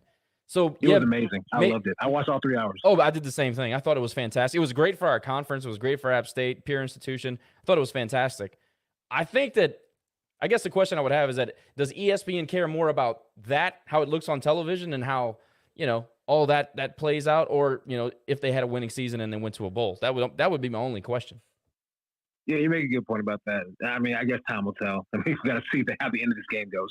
I know what you mean, though. We're always thinking about that kind of stuff, which is a shame. But thanks, T. I appreciate you chiming in. If anybody else has anything to say, please request. We'll get you in. As far as what I learned that the future is very bright. And I know it's been a frustrating season, and I know 6-6 is what it is. But I still feel like it's an accomplishment. I just do. And watching Zion Chris throw the ball all over the field and throw darts and be accurate and be competent and run the ball on broken plays. There were a couple of broken plays where he got positive yardage. That stuff. I think Dre Washington is as good as we thought he was after I think it was the ULM game. Man, I just like that guy. I think he's good. I said this already, but Lance Lejeune needs to be used more. He can be used do you guys remember Cordell Stewart for the Steelers? I remember him. Slash, or was it Flash or Slash? Whatever. He's our Flash or our Slash, whatever. That's who he is. He can be our Taysom Hill, man. He can be our Taysom Hill. He can throw it. He can catch it. He can block. He can run. He can do it all. And he's huge. And you forget that he was the number 2 ranked quarterback in the nation when he signed with Maryland. The guy's obviously a ball player. So let's use him. Let's mix it up. Let's to me, he's one of those guys that give a defensive coordinator nightmares, because when he's on the field, you absolutely have to account for him. And if you mix Zylan Perry into that game plan where he can hit a home run from all over the field, I think the future is very bright. Look at how young the offensive line is this year and how much they've progressed, which, by the way, shout out to Nord and all those guys, Ross and those guys. I mean, they were good tonight. And we're going to get more into the game now. They were good tonight. I got nothing to say about the offensive line. I thought they played their best game tonight. I thought overall as an offense, we look now outside of red zone play calling, and I'll complain about that later, but overall offense from just, I don't know, looking like we had our stuff together. I thought that this was probably our best performance of the year, number 2 at worst. I just thought we looked good. And I'm considering the Arkansas State game and the Georgia Southern game. I just thought tonight we looked just put together. We looked professional, cleaned up. I liked everything I saw out of the offense for the majority of the 60 minutes, and that goes, again, the red zone play calling I'm going to complain about, but whatever. I thought it was really good in the second half. I thought the red zone play calling was excellent in the second half. Where's it been? Look, if you take the Troy game and you don't blow the 17-point lead, which, by the way, now they're hosting the Sun Belt Conference Championship there, you win that game. Then you beat Georgia Southern. Then of course, look, Florida State's Florida State. We saw what they're made of last night. They're a good football team. And then you take care of business today. This team has gotten better as weeks have gone on, and it has showed. I think last week you ran into one of the hottest teams in America, so that kind of, I wouldn't say it doesn't count, but I would put an asterisk there. But if you look within the conference at the way we've competed over the last 3 or 4 weeks, I mean, I'd say we're pretty much on par with the standard that we had coming into the season. It's just unfortunate that we had such a slow start to where it's not as reflective because of the way we played the first 5 or 6 weeks. I mean, I think, like you said, Josh, I think we're hitting our stride at the right time. I really do. Look, and I'm just going to say, I know we texted it in the group chat, but our defense in the first like quarter and a half were just kind of playing. They were just like, yeah, we're just going to play with these guys. We're going to screw with them a little bit. Yeah. But they came out, started hitting. Dude, Sonny Hazard Hazard was a dog. Yo, he made some sick hits tonight. So credit to the entire defense. And look, it felt offensively like a business trip. And nobody panicked. We needed this win to get bowl eligible, but I never felt like anybody on this team or coaching staff panicked. In fact, going for it in the second or third drive on fourth and whatever and making it, like, I don't feel like that was a panic mode. I just felt like that was okay. Well, if we don't make it, then good luck trying to move the ball on us. So again, I felt like it was a business trip. Nobody panicked. Everybody was just there to do a job. And then when we scored that last touchdown, you kind of saw the guys get excited and you saw that mask fall off and it wasn't just a business trip at that point. It became fun for them. So yeah, I was impressed. Again, there were some play calls on offense that I was a little questioning, and I wasn't pleased with letting a guy, again, with one ankle beat us in the running game. But how are you going to complain when scoring 41 points? 41-13? I know I've said it for however many points we scored tonight. I'm not going to complain anything at this point to get that win to be bowl eligible. So y'all know how I feel about this defense, so I'm not going to talk down. But when's the last time we gave up a 200-yard rusher? And a guy they didn't even know. Years. Like, they were like, who is this guy? I know, man. For 200. And he was tough, and I'll give him credit. I mean, their offensive line played well. Apparently, they have an NFL draft pick at center, I think it was. But they ran the ball. They ran it down our throats, honestly. But when the defense really turned it on was when Lewis started just thumping people. And by the way, Lewis is Cam Pedesclo Jr. with about 2 more inches of height and about 15 extra pounds. That guy is exciting, dude. I'm excited to watch him play. And I love Tyree Skipper, by the way. Every time he's on the field, he does something of consequence. So I like him a lot. The secondary is losing. We're losing Guerra, which, by the way, Eric Guerra, All-American. I'm saying it. He's an All-American. He literally had 2 touchdowns called back because of horrible penalty calls. I mean, not to mention how well he played in the field. Eric Guerra just out here dominating people. We lose some guys in the secondary, but Trey Amos is back. Amir McDaniel's back. We got Lewis and Skipper. We lose Trahan, obviously. But we've got some depth. We got guys that are going to be able to play. Again, the defense was good. The defense is always good.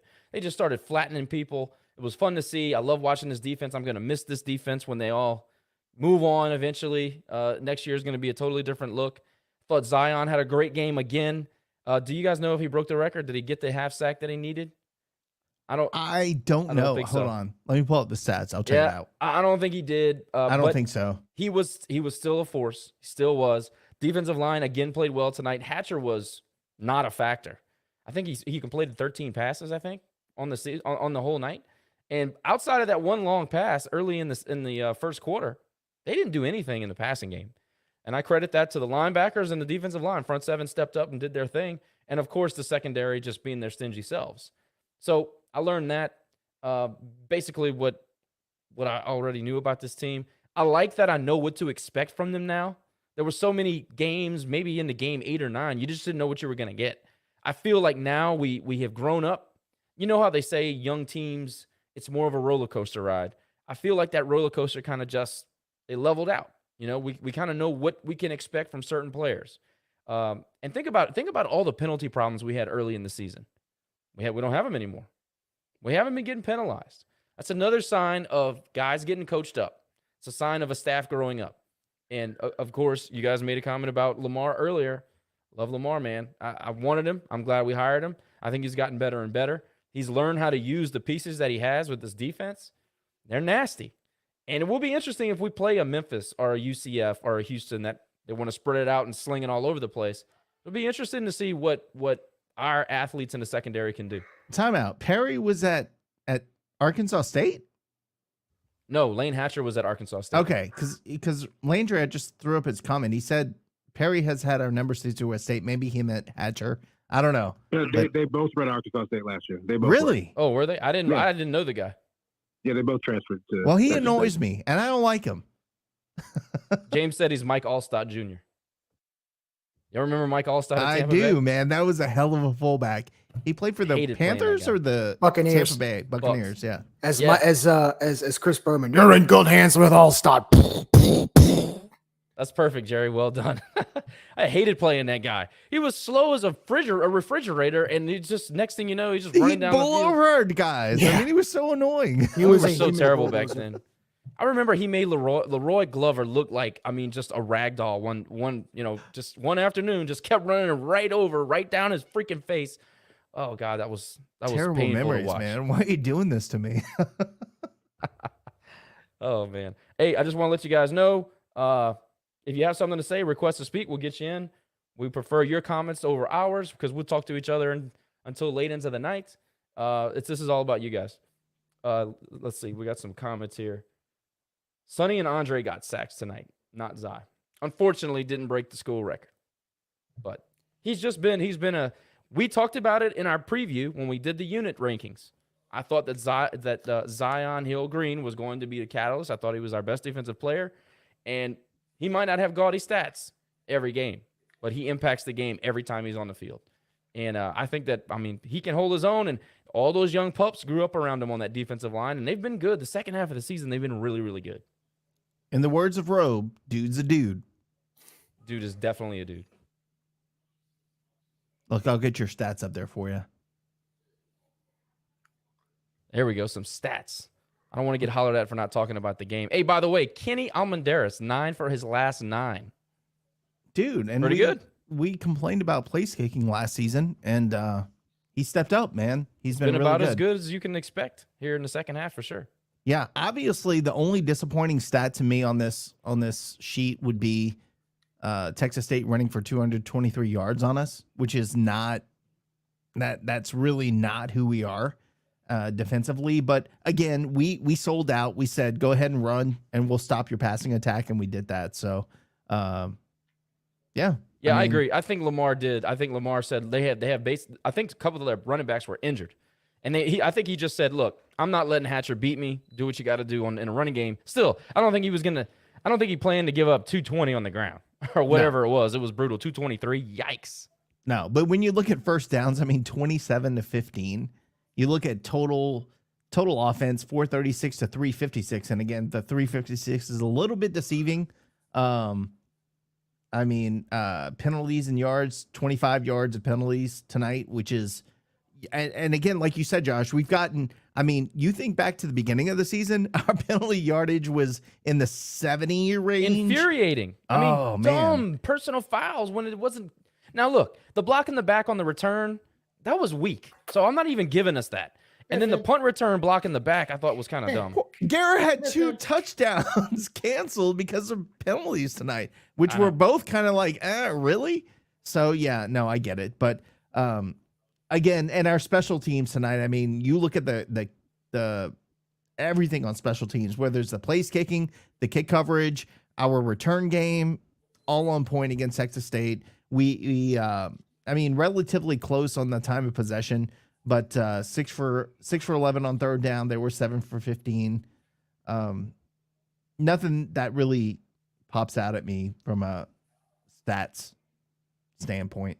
The stats basically say what I saw. At no point in that game did I feel like we were not the better team. I never felt like it was really in doubt, honestly. Think about the fourth down that we didn't get. It was in the first 7 minutes or something. Game should have been 14-3. Halfway into the first quarter. And at that point, you're on cruise control. So we had to kind of, we had a couple of missed opportunities early in the first quarter and then early in the second quarter. We closed out on a good note and then basically just dominated the second half. You're muted, Jerry.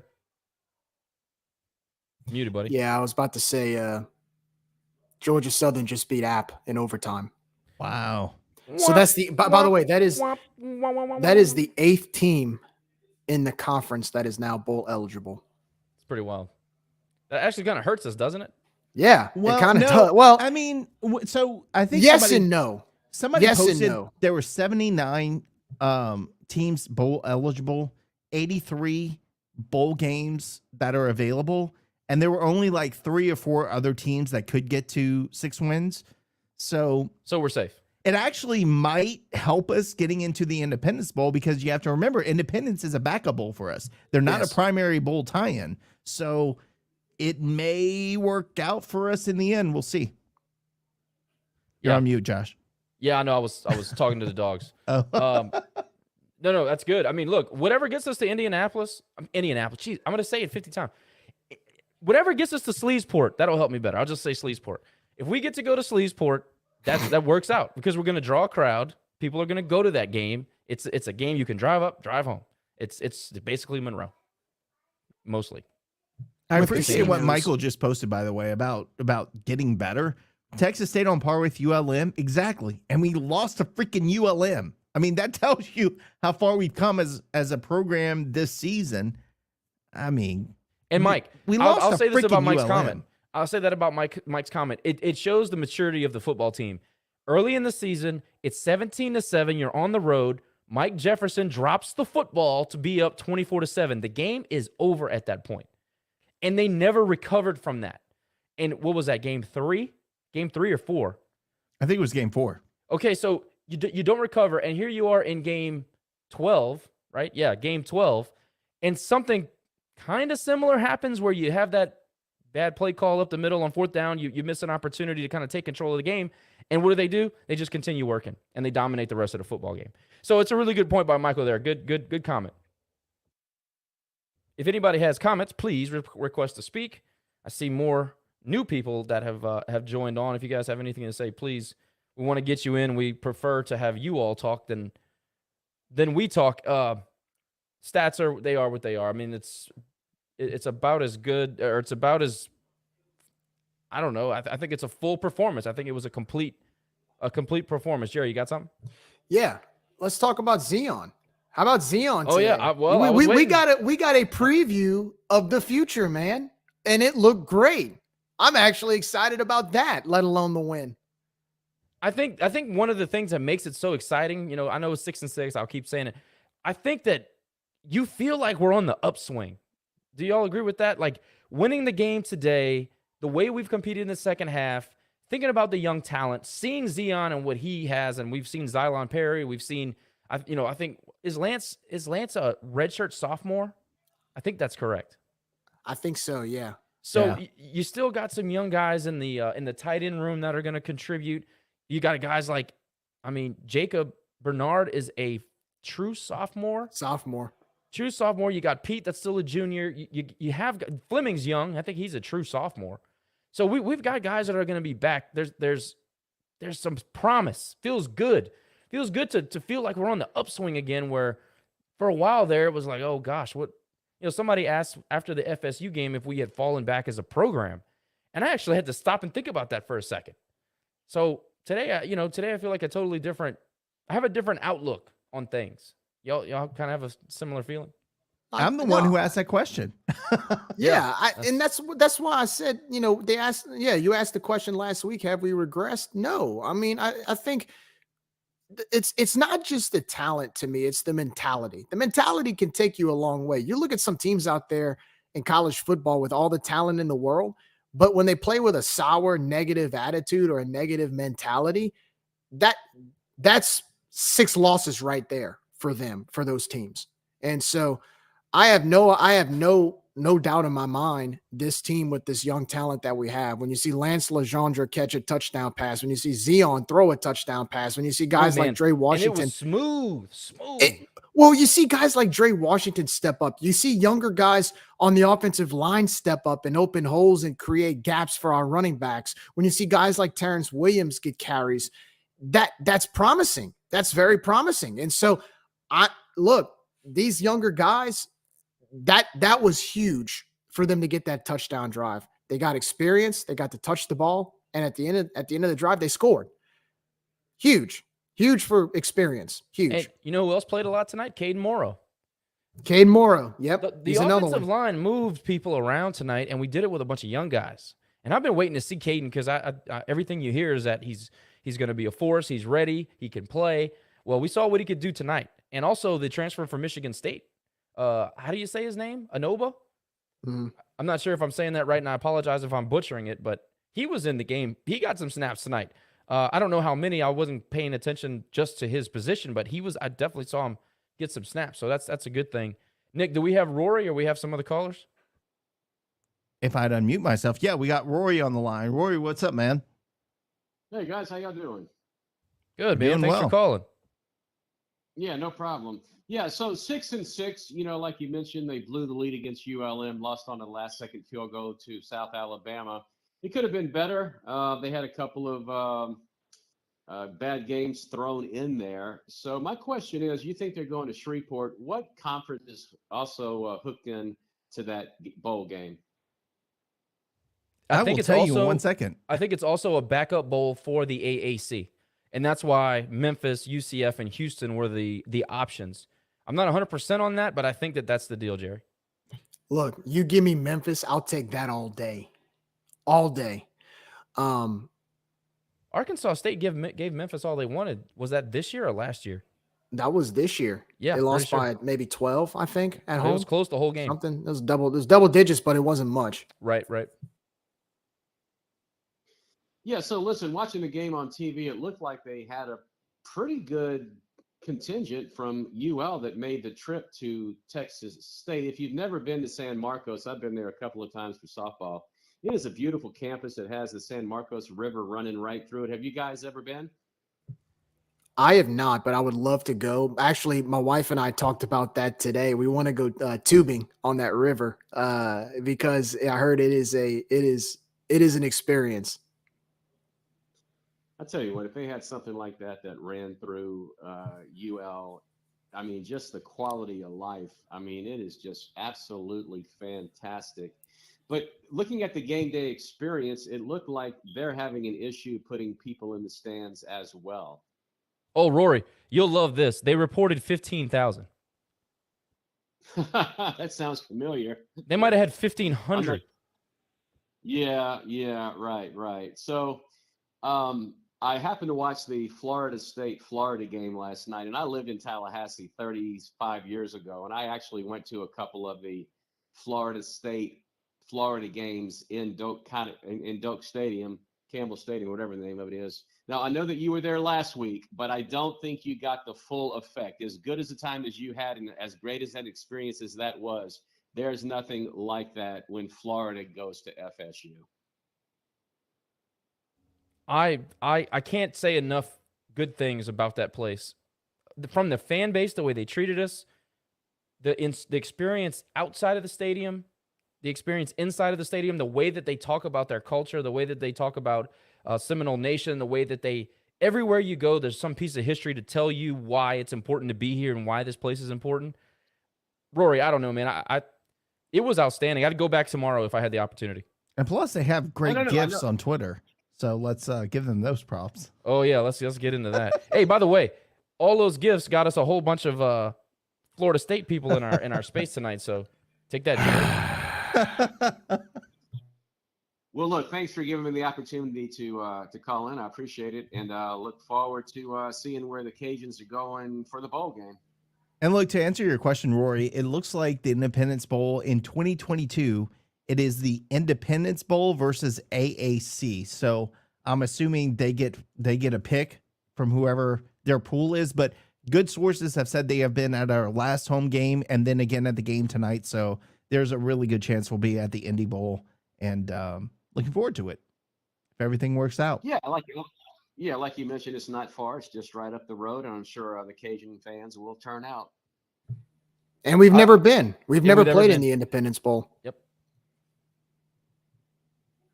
Oh, okay. Yeah, okay.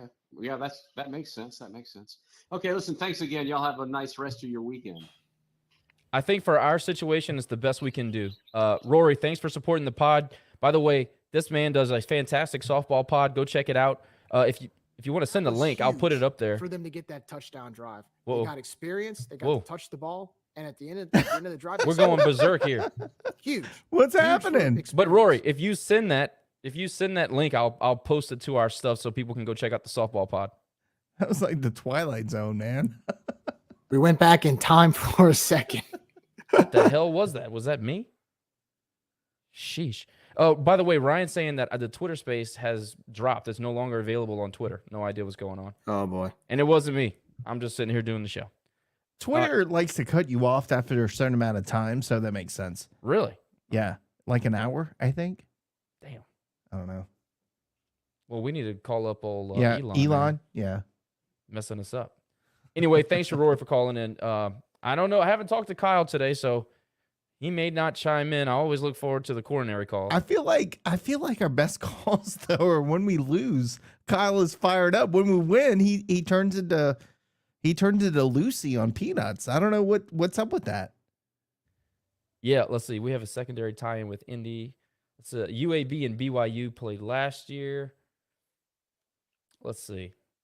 I'm just reading Jesse's comments. I thought he was going to say something about. Yeah, I looked at the Wikipedia and the answer from the Wikipedia page. I'm sorry, not Wikipedia, but from the Indy Bowl page was that 2022 was Independence Bowl, whatever that means, versus AAC.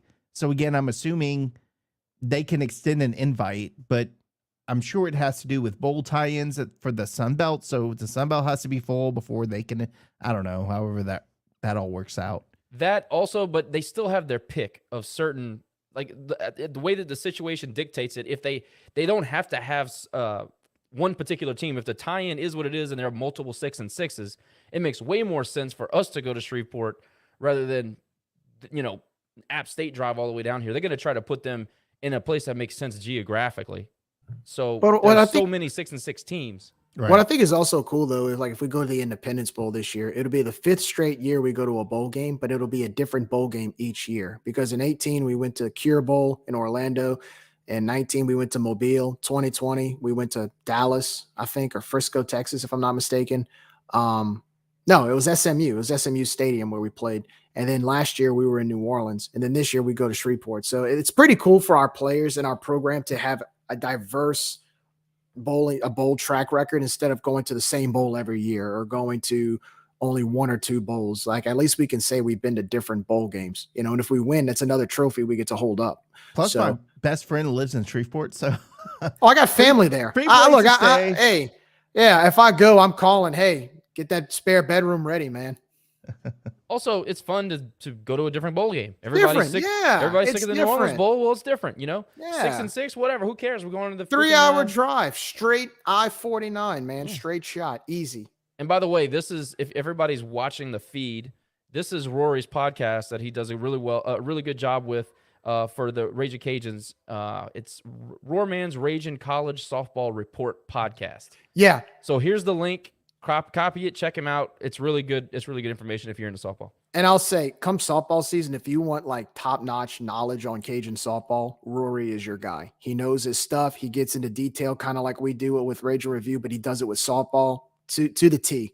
If you want good information on UL softball, go to his podcast. He is fantastic at softball, especially when it comes to Raging Cajun softball information and all the game updates. And then he travels with the team too sometimes, goes on road trips and stuff. So diehard softball fans, that's the place to go. He's had multiple head coaches on from other schools as well. Yeah. So let's see. I'm reading all these Kyle chat messages and I'm just laughing at celebrity death match between Poo Poo and Kyle. That would be No, we got to do a tag team situation where it's James and Ryan versus Kyle and who would be Kyle's tag team partners? J&B. Oh yeah, for sure. Done. There it is. I would there pay. it is. I would pay, honestly. There It'd it be is. too fun. All right, guys, if you have any comments, please request to speak unless you got kicked off the stream and I'm just talking to myself here.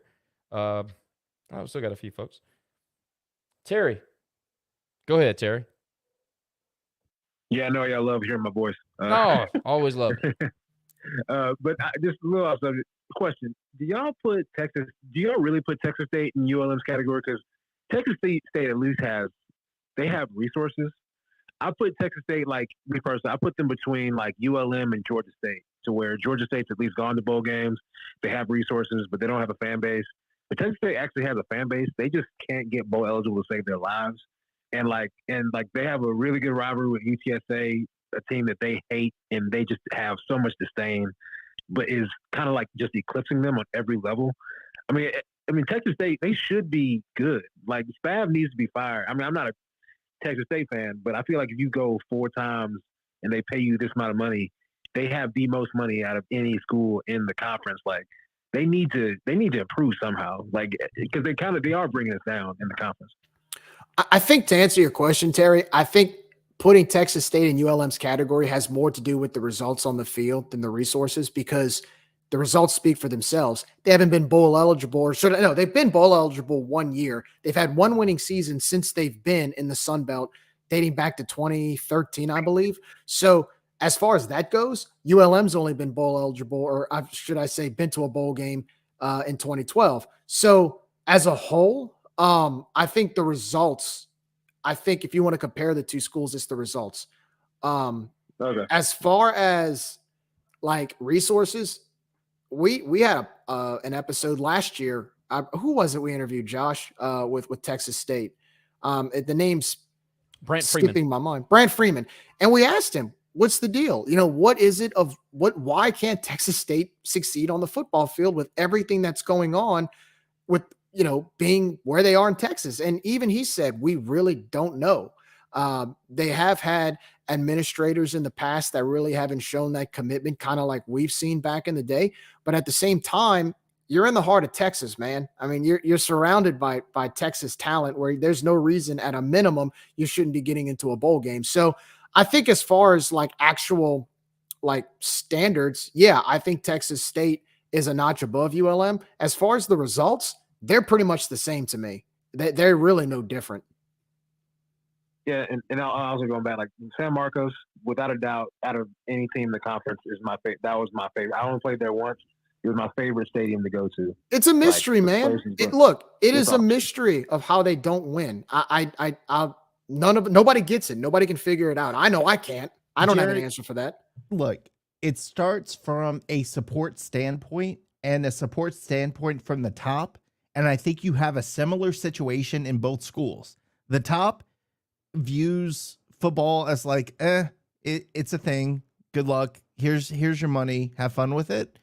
So you don't see the commitment from the top of the university to the football program. They don't see it as a front door to the university. So it's an afterthought. And I think that's what they have in common, because again, Texas State, when you're talking about resources wise, they have more resources than all anybody. Louisiana public schools combined. Look at their enrollment. Look at look at their commitment. Look at their facilities. But again, if you don't have the support, if you don't have the support from the top, just like we didn't back in the day, you see what happens. So I think they're in that situation where they're going to keep Spavital probably for another 5 years, as long as he keeps maintaining, I guess, what he does. I don't think they're going to fire the guy, because it's not a big deal for the top of the administration of Texas State. Now, if they put a commitment to athletics in the next few years, look what they did in baseball.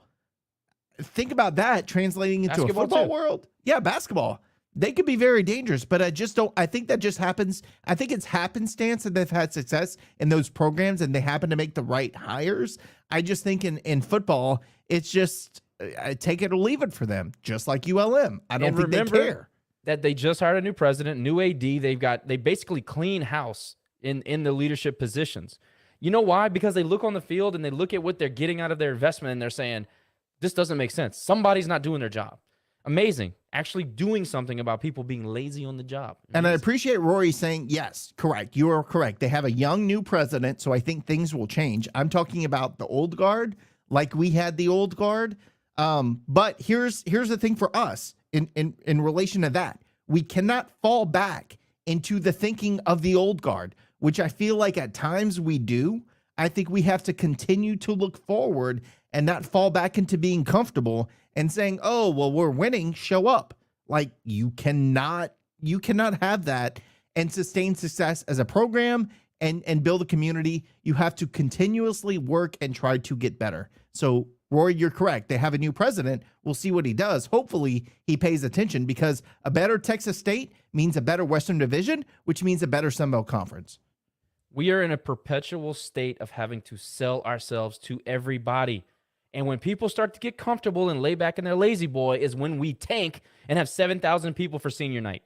I'm going to piss myself off thinking about it, but we should always be selling, always. We're never going to be, well, not anytime soon, we're not going to be to a level where people are just expected to come to the stadium. We should never think like that. That is death for us.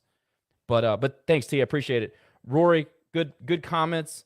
Got a few other things. Oh, by the way, I just saw something from, oh yeah, let's talk about that JMU thing real quick before we get too far off.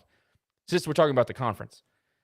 So Coastal Carolina goes up to JMU and gets absolutely destroyed. I think the final was 47-7. Oh my God. So by the way, we didn't get beaten that badly at Florida State with our backup quarterback. I don't want to hear about a backup quarterback. And Signetti said, I don't want to hear about a backup quarterback from Coastal Carolina. They had 5 years to recruit a backup. That was awesome. But they got absolutely roasted. So JMU is actually the de facto, well, Coastal is the de facto champion because JMU would have been the Eastern Eastern representative for that side, but they're not eligible because they're coming up from D2. So this year they can't make the championship game. So everything that this football program has ever accomplished has an asterisk by it. Asterisk University. Like it's amazing. So, we've got to waive that rule. Amazing. It's Asterisk amazing. It's so Awesome. perfect. It's so perfect. The Coastal Carolina Astroclairs. Oh, by the way, they're not even going to host the championship game. They're going to Troy. And guess what? They probably ain't going to win at Troy, which makes it even better. I might go. I'm serious. We made some friends with the football wives. Maybe I'll call them up and be like, hey, you remember that pool house you offered? I'm coming up. I'm going to wear Troy I'll stuff. send you some gear. I have a buddy who used to work for their athletic administration. He got me all kind of polos and stuff. I'll send it your way. I'm down, But dude. how- I'll go root against Coastal. But joking aside, how ironic is that though, right? With everything that happened in 2020, when our team was at the team hotel, finding out that, we're not playing in the championship game, their fans talking about, oh, the Sun Belt comes through Conway. And last year they blow 2 games, don't even make the championship. We win the conference. And then this year, they're running through the conference, gets spanked by a 3-9 Old Dominion team, which, by the way, their season ended today in their first year as a Sun Belt member. What a wild season they had. They start out beating Virginia Tech. Right? And I think they won their first conference game and then straight down. What? But it's just crazy because, again, because of the transitional rule, because of the transitional rule from FCS to FBS, JMU technically wins the Eastern Division. So Coastal, once again, gets a chance at a championship based off of a technicality. They're not even the best team in their division, and they're playing for a championship. And I'm never going to let them forget it. Like, this And is they're just gonna adding brag. on to the shit that we give these people. And they still say things like, well, the Sun Belt runs through Conway. You're not even the champions of your division. You got in by a technicality. The only thing that runs through Conway is come HIV, all right? That's the only thing. We're getting canceled. Thanks, Josh. The Astroclairs. The thing I RR love After about Dark, this, you knew what this was. the thing I love about this whole situation is that the entire conference, every single fan base hates Coastal. Like, they respect App, they respect us, they respect Troy, they respect all of these. Yeah, you're watching that, Jerry? I saw it. Yeah, at least we're not losing by 3 touchdowns to a 4-7 team. But anyway, is that an unbold team that App State beat? Yeah, That's yeah. really- App State beat the team that's winning by 3 touchdowns against App State beat this team Yeah. that's beating the That was all talking about decided this? by Ohio State losing today, by the way. Oh, we're going to make the natty. Well, Are we talking about the school across the basin? we are. Yeah, they're losing by 3 touchdowns. 3 touchdowns. To the down. team that lost to App State, by the way. Yes, Yeah. to the team that lost Anyway, to App State. I forgot what I was saying. That was fun. Cheers. But guys, but remember, we're irrelevant. We can't compete. But the team that we've owned the last 3 times beat a team that's beating this team by 3 scores. Just saying. Back to Coastal. I Just appreciate saying. the fact that the entire conference hates them and sees them for what they are, because it's a gimmicky offense. It's a gimmicky fan base. You don't hear from them when they're not winning, but boy, when they're winning, all of a sudden they're the Dallas Cowboys of the freaking Sun Belt Conference. Did you see the broken TV dude today? I don't even buy that, because I've seen so many fake, let's go on YouTube and put a picture on the TV and make it look broken. So I don't even buy that. They're fake, just like that guy on Twitter. Look at their non-conference schedule. Look who they beat. They struggled against Gardner-Webb. They beat Buffalo. They struggled against Buffalo. Yeah, they beat these easy non-conference teams, and yet they brag about all these wins they have and blah, blah, blah, blah. But then you look at their wins and you look at their schedule, especially in non-conference, and you're like, half of these teams are semi-FCS. They're semi-FCS, and before they get to conference, they're 4-0 or 5-0, and they're bragging to everybody how good they are and, oh, we should be ranked. You beat the worst MAC school. You beat the worst CUSA school. You beat an FCS team, and you're padding your wins. Hey, to come I'm full still circle. laughing at your comment. I'm sorry. Hey, it was ranked like the highest STD transfer rate in the nation at one point. I mean, you have a point. It's I mean, it is what it is. It's science. I mean, they shouldn't have messed with us. Just to make this a full circle point, Troy is also my second favorite team in the conference because they beat that school across the basin on their home field. So they earned it's their easy to root for them. Think about it. If they don't lose on a Hail Mary to App, they're 11-1 right now, aren't they? They're 11-1, and they should have beat. Who did they? Ole who did Miss. they play? Ole Miss. Yeah. How did that go? I don't remember. I was thinking They of lost UCLA. by like, I think 2 scores, like 28-14 or So they something put up like a that. fight. I don't have it in front of me, but it was respectable, I would say. So I want, like, if somebody's going to win this league, I want it to be the best representative possible, right? And I got no problem with Troy. I think Summerall's a good coach. I like the way they run their program now. It's a little different than it used to be under Blakeney. I like the way they run their program. I think they have a very quality football team. I hate the way we lost to them. You know what I mean? That was hard to swallow. We but should have beat them. That's what pisses me off. We dominated the game for 3 we should have won that game, man. We should have won that game. You see that I don't want to take any positives from today, but when it comes to like the negative side of our season, it's games like that and ULM that I'm looking is like, you win those games, you finish those games. ULM, South Al. I mean, Rice, to a certain extent, Rice was pretty good against us, but those are 3 games we should have freaking won. We had it. Hey, did you check to see if Rice got bowl eligible last week or this week? Because they had 5 wins for the last 2 or 3 weeks. I don't know if they won. They lost in North Texas. They did 5-7. Can you believe that? Yeah, you gotta be kidding me, man. And ULM was boo boo like usual. Yeah. James just called the COVID chickens the egrets. That's funny. A&M basically quit for the season, and they are up 3 scores on that school across the basin. This is one hell of a night for us. This is good stuff. If this keeps up, you're gonna have to peel me off the floor tomorrow morning. I'll be face down in a ditch somewhere. Man, between the U.S. result, the COVID chicken result, what's unfolding in BR, and then our win, I'm pretty fired up. This has been a good sports weekend for me. Hey, and Florida State. I know you were really excited about Florida State. I was. You can tell by the gifts. All those gifts. Yes, that was Jerry me. loved the gifts, by the way. That was me. I'm happy to claim it. I'm sorry, dude. I'm not.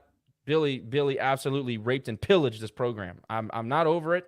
Go Noles and go everybody else, unless they're playing that school across the basin. Then I'm willing to have a conversation. We can talk. Yeah. Yeah, it's fair. That's fair.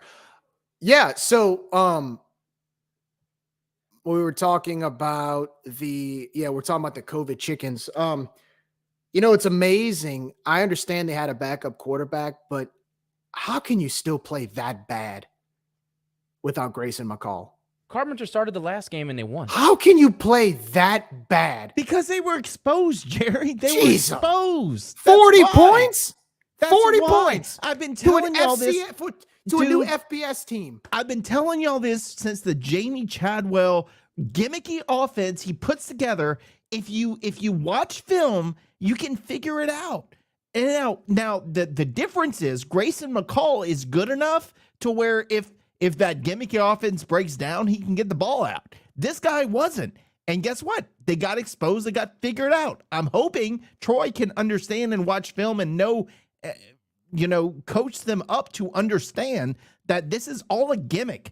And if you can stop, if McCall plays, if you can stop McCall, you stop the offense.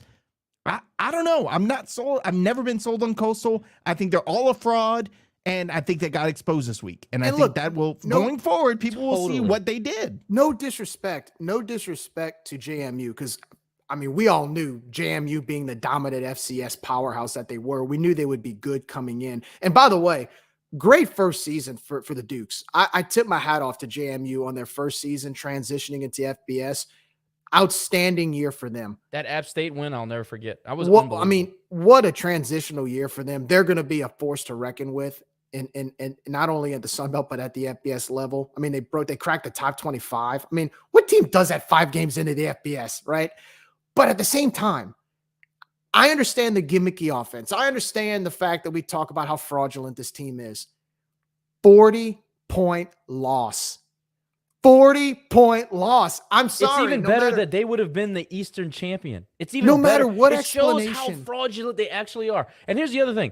When you're coached by Joe Dirt's dad, you should get your ass beat by 40 points. But what does that say? Like it doesn't matter what argument can be presented. To lose by 40 points one game before your supposed championship match. Oh, wait. Time out, Jerry. We're getting a call from Teddy Gallagher's dad. He's going to sue us. Hold on. You want to put him on? No, I'm kidding. It won't be the first time we've been threatened to be sued. Well, next thing you know, he's calling our sponsors like one of our best friends. Well, maybe they should think. Maybe they should think twice before their players go harass other teams' fans. They didn't talk about that. But hey, can I curse on this?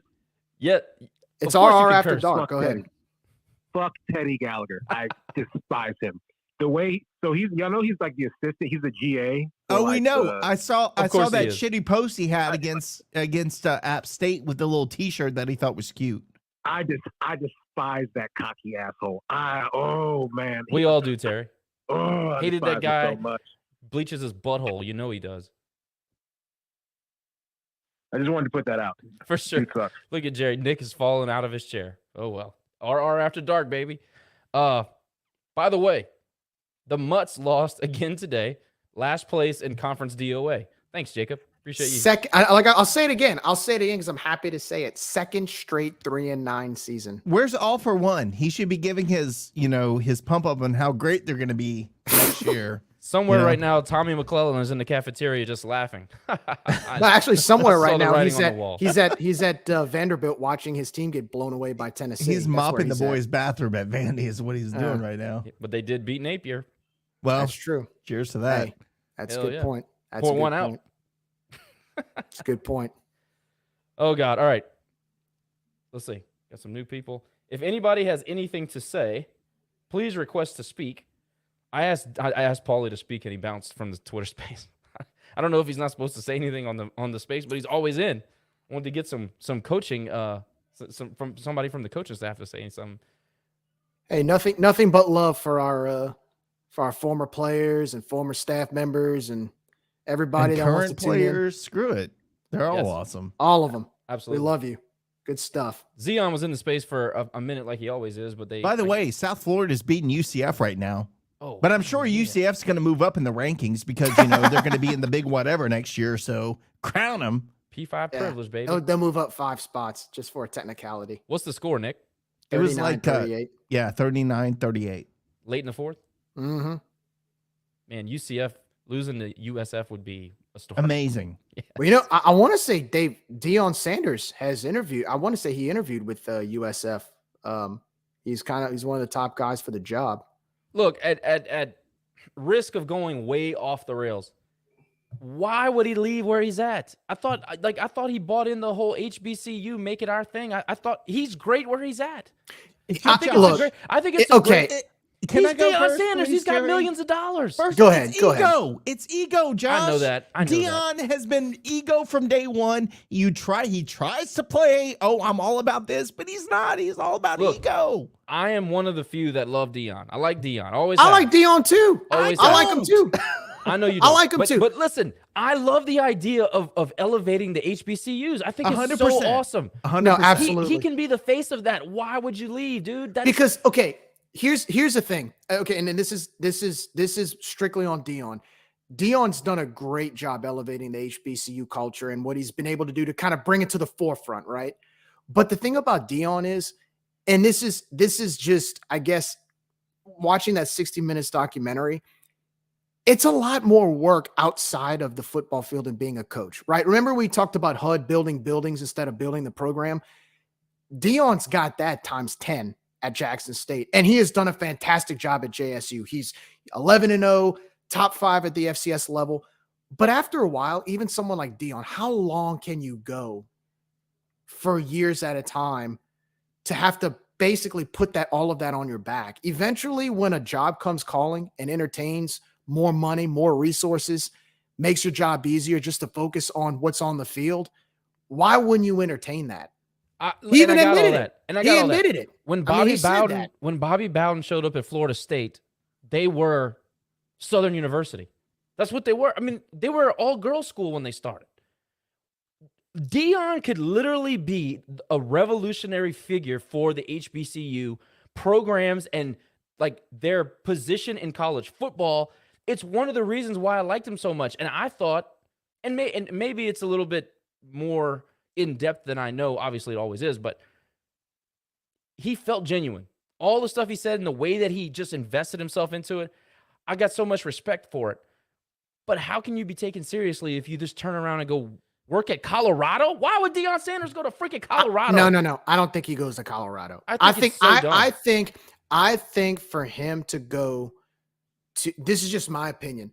I think for him to go, it's kind of like what we talked about our former head coach. You got to go somewhere where you fit. I don't know if Colorado is really the place for him. I think somewhere, look, I wouldn't be surprised if the SEC comes calling. I wouldn't be surprised if somewhere in the Big 12, somewhere down south where he can recruit, keep his base. He's from, he played at Florida State, right? If he could stay somewhere down south with a big program that comes calling, I think the sky's the limit for him. I don't know what you can do at Colorado from a personal standpoint. I don't know if he could accomplish what he wants to there. That's a hard sell out there. And it's tough. And Josh, I'm not a Dion guy. I think he's all full of crap, but I'm just going to say, how much further do you push HBCU? Because I mean, he's at Jackson State, he's done incredible things. He's pushed them in the forefront, but at some point, and again, this is putting my personal feelings for him aside, at some point, after you're getting call after call after call of people trying to recruit you to their job, you're going to say, okay, there's something else out there for me. Let's go. I know for me as a personal career standpoint, if somebody called me up from, a higher level, I'd have to seriously consider it if they're offering a lot more money and a lot more prestige and a lot more, I guess, you're putting yourself out there and you're going to get resources. Yeah. On top of that. So yeah, I don't blame the guy, but I still think everything with him is ego, but that's a whole different story. I don't blame him though. And I get it. Here's the thing for me. Guy played Major League Baseball. Guy won everything you can win as a player. Guy is in a ring of he's in Florida State's ring of Hall of Fame. He's gonna be, if he's not already, NFL Hall of Famer. Thank you. He's done everything. He's got all the money he can need. He's doing Aflac commercials with Saban. He's got all the money. Now I understand that he's a competitor, so I get that part of it. Here's the thing, though. What's the sell at Colorado? And it might not be Colorado. Maybe it's USF. Who cares? At HBCU, dude, this guy is a legendary figure. If go to Jackson State, win some national championships, get called up by Conference DOA. They need teams. Get into the FBS from an HBCU, come in, make the playoff, contend for a New Year's Six, make the playoff, whatever. You want to be lionized as a legend? Do it in an HBCU.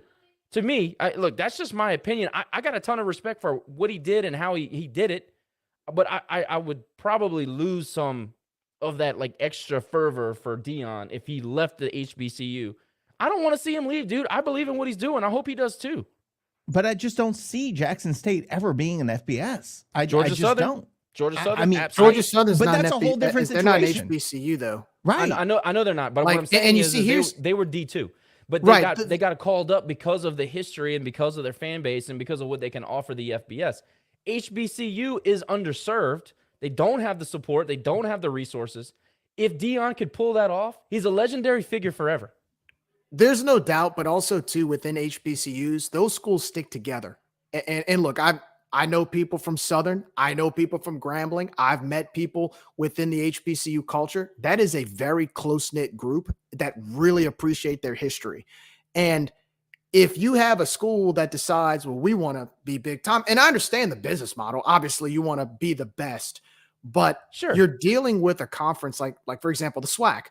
Dude, that's a culture that's a very proud culture. That is a historical culture. That's a culture that is very, very adamant to really college football history. And so this group, they all stick together. They have traditions that stay together, you know, from the marching bands, the pageantry.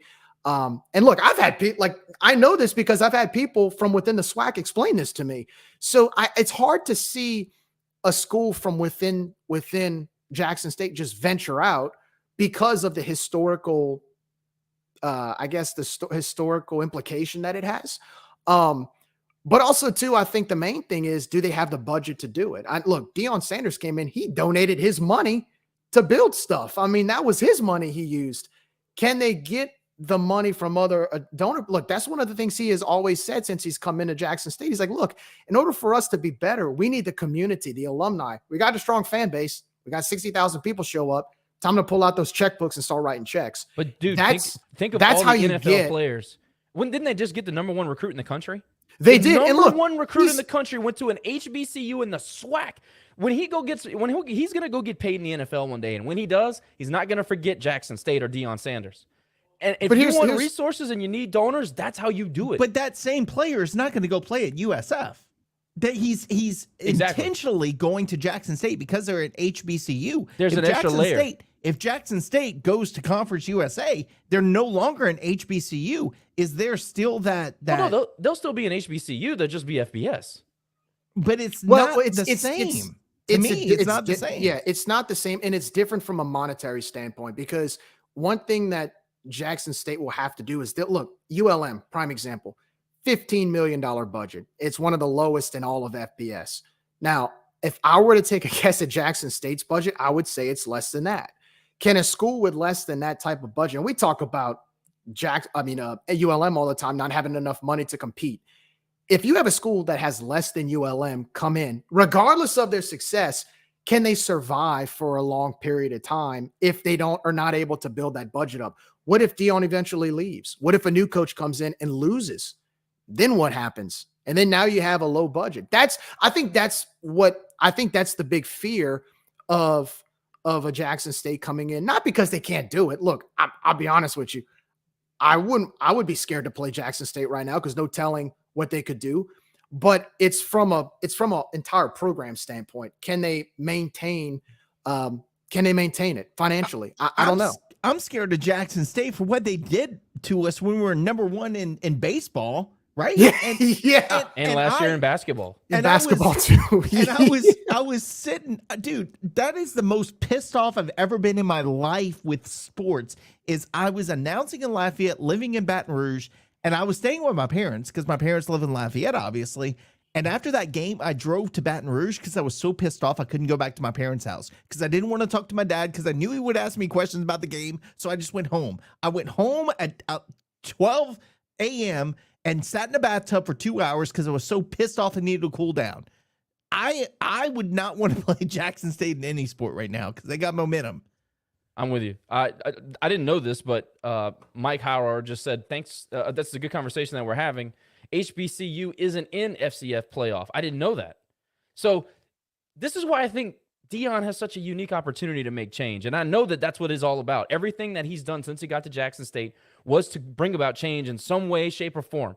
I don't know how the HBCU handles their business, if they want to be included in the FCF playoff, how they do it. But if they did, that's the unique opportunity he has. So that's kind of why So I think that's one thing he's done is he's brought up the conversation. One thing I will say is that he has ended up he has ended up bringing up the conversation of whether or Good. not they should be. Now, you have to look at it from a monetary standpoint. Take the Bayou Classic, for example. Southern and Grambling, they play in the Bayou Classic. The money that comes in to these programs to be able to play on NBC or whatever station they're on and on national TV, that's kind of the trade-off to being in the FCS playoff. Because technically that's kind of like, it's their money game, essentially. it's their money game. It's like their Super Bowl, and it's technically treated like a Super Bowl. So they make all this money. They got all the fans that come in, the pageantry, the battle of the bands. You bring it, that's a cash cow, as opposed to say you got to go play in Montana in 15-degree weather, possibly lose, and really it becomes an expense off of your budget because you got to travel and pay for it rather than bringing this cash cow in the Bayou Classic. So that's a really good point. I've had that, like I said, I've had that discussion with people from Southern, and I've had with some people within the SWAC community, and they've said that. And because I asked them that, I said, if your team's good enough to compete in the FCS playoff, why not? And they're like, well, you look at what we bring in for these classic games, and it's hard to say no to. I just and actually make it part of the schedule. And you know play what in the FCS. You know where I got it from, Nick? That answer was I used to get my lunches with old Big Dave Thibodeau, and that's Big Dave told me that. And Big Dave, it's an interesting conversation. Learned a lot of wisdom because I remember asking Dave. I said, Dave, because Dave has a lot of friends, and he covered kids that played at those schools. I said, why won't they play in the FCS playoffs? And he's like, Jerry, he said, oh, too much money, man, too much money. I said, that'll explain it. That'll answer the question. I just feel like you could build that into your schedule. It could be the rivalry week game. I mean, I don't know. I think that Deion has a unique opportunity to really change some stuff if that is the goal for the HBCU and the way that they handle their business. Terry, give you the last thought on the conversation, and then we'll move. Yeah. So I'm from Mississippi. I just thought Deion has done so much for the economy of Mississippi more than the governor has. For Black people, I'm telling you that like for facts. For people that still live there, and he has done so much in his years there. But you asked why would he leave? He wouldn't leave. He doesn't need fame. He's already famous. He doesn't need money. He already has so much money. He would leave for a bigger job for his assistant coaches under him because they need to get paid too. I mean, that is. And I talked to my father about this. I was like, man, like, yeah, how long do you think Deion stay there? It's like, how much money do you think his head coaches, his assistants are getting paid? They ain't really getting paid that much. So, yeah, Colorado wouldn't be, attractive, but I guarantee you he's thinking about the guys working under him, because they have families, they have dreams, they have goals, right? So, I mean, would it be, a situation like, same situation like the guy we don't want to name? Probably not. But, there's a certain bit of like, hey, you come with me, I'm gonna take care of you type of situation with that. Yeah. You know what I'm saying? Yeah, that makes sense. So that would be the reason why he would go, because they ain't making that much money in HB. As great as he has made that university and the economy of the state of Mississippi, it's not the same. It's not on the same level. That's why he would leave. Yeah, it's money. I at least hope that he's Absolutely. starting a trend of these great athletes that have an opportunity to go back and coach there. Go to these programs and coach, even if it's not alumni. If it's just guys like Deion that want to make a mark. I have a ton of respect for what he did, and I hope it's a trend. And you know what else is done? Look at his games. He's got Snoop Dogg in the locker room for his pregame speeches. He's got all these rappers and all these headliners coming into these 18, 19-year-old kids see that. They're like, oh my gosh, this guy wants to hang out with me. And then Eddie George took a job, I believe, at Tennessee State. You're seeing a lot of did he? players. I didn't know that. Yeah, you got a lot of former players coming in, taking head coaching jobs at these schools. So I think that's really what he is a trend setter. Because we know he's not going to be there forever. Even if he decides to retire one day, he's not going to be there forever. But one thing he has done is he's created sort of that machine to start rolling and say, look, these schools are here. There's a lot of potential. There's a lot of history to these schools. Let's make it something special. Like, for example, College Game Day going to Jackson, Mississippi. When was the last time College Game Day went to an HBCU? And not only did they go, that was a great event. It was great. Yeah, that was awesome. awesome. It was awesome. Yeah. Yeah. I mean, that's what he's done. That's more important than him, just winning. That's the impact he's left. I agree. Terry, thanks for chiming in, man. It helped us. We went a little longer than we expected, but Terry needs to be. I'm telling you, like somebody said, Terry bit. needs to be our fourth panel guest for the postgames. He's like our our sideline reporter. There you go. Hey, Exactly. if I wasn't in the Navy and I had to deploy all the time, I definitely would take y'all up on that. But I got to move around everywhere. Hey, Yes, this will work. This will work just fine, my man. Terry, thanks again. Appreciate all your comments. Thanks for everybody who tuned in. If you like what we do, hit the subscribe button, like, share, Twitter, Facebook, Instagram, the Gram, and all the other stuff we're on. We're going bowling, folks. 6-6. Possibly the Independence Bowl. I saw a couple of people saying maybe the Cure Bowl. Don't want to go back to Orlando. No, Indy. Although the flights are cheap. I checked them. They're cheap.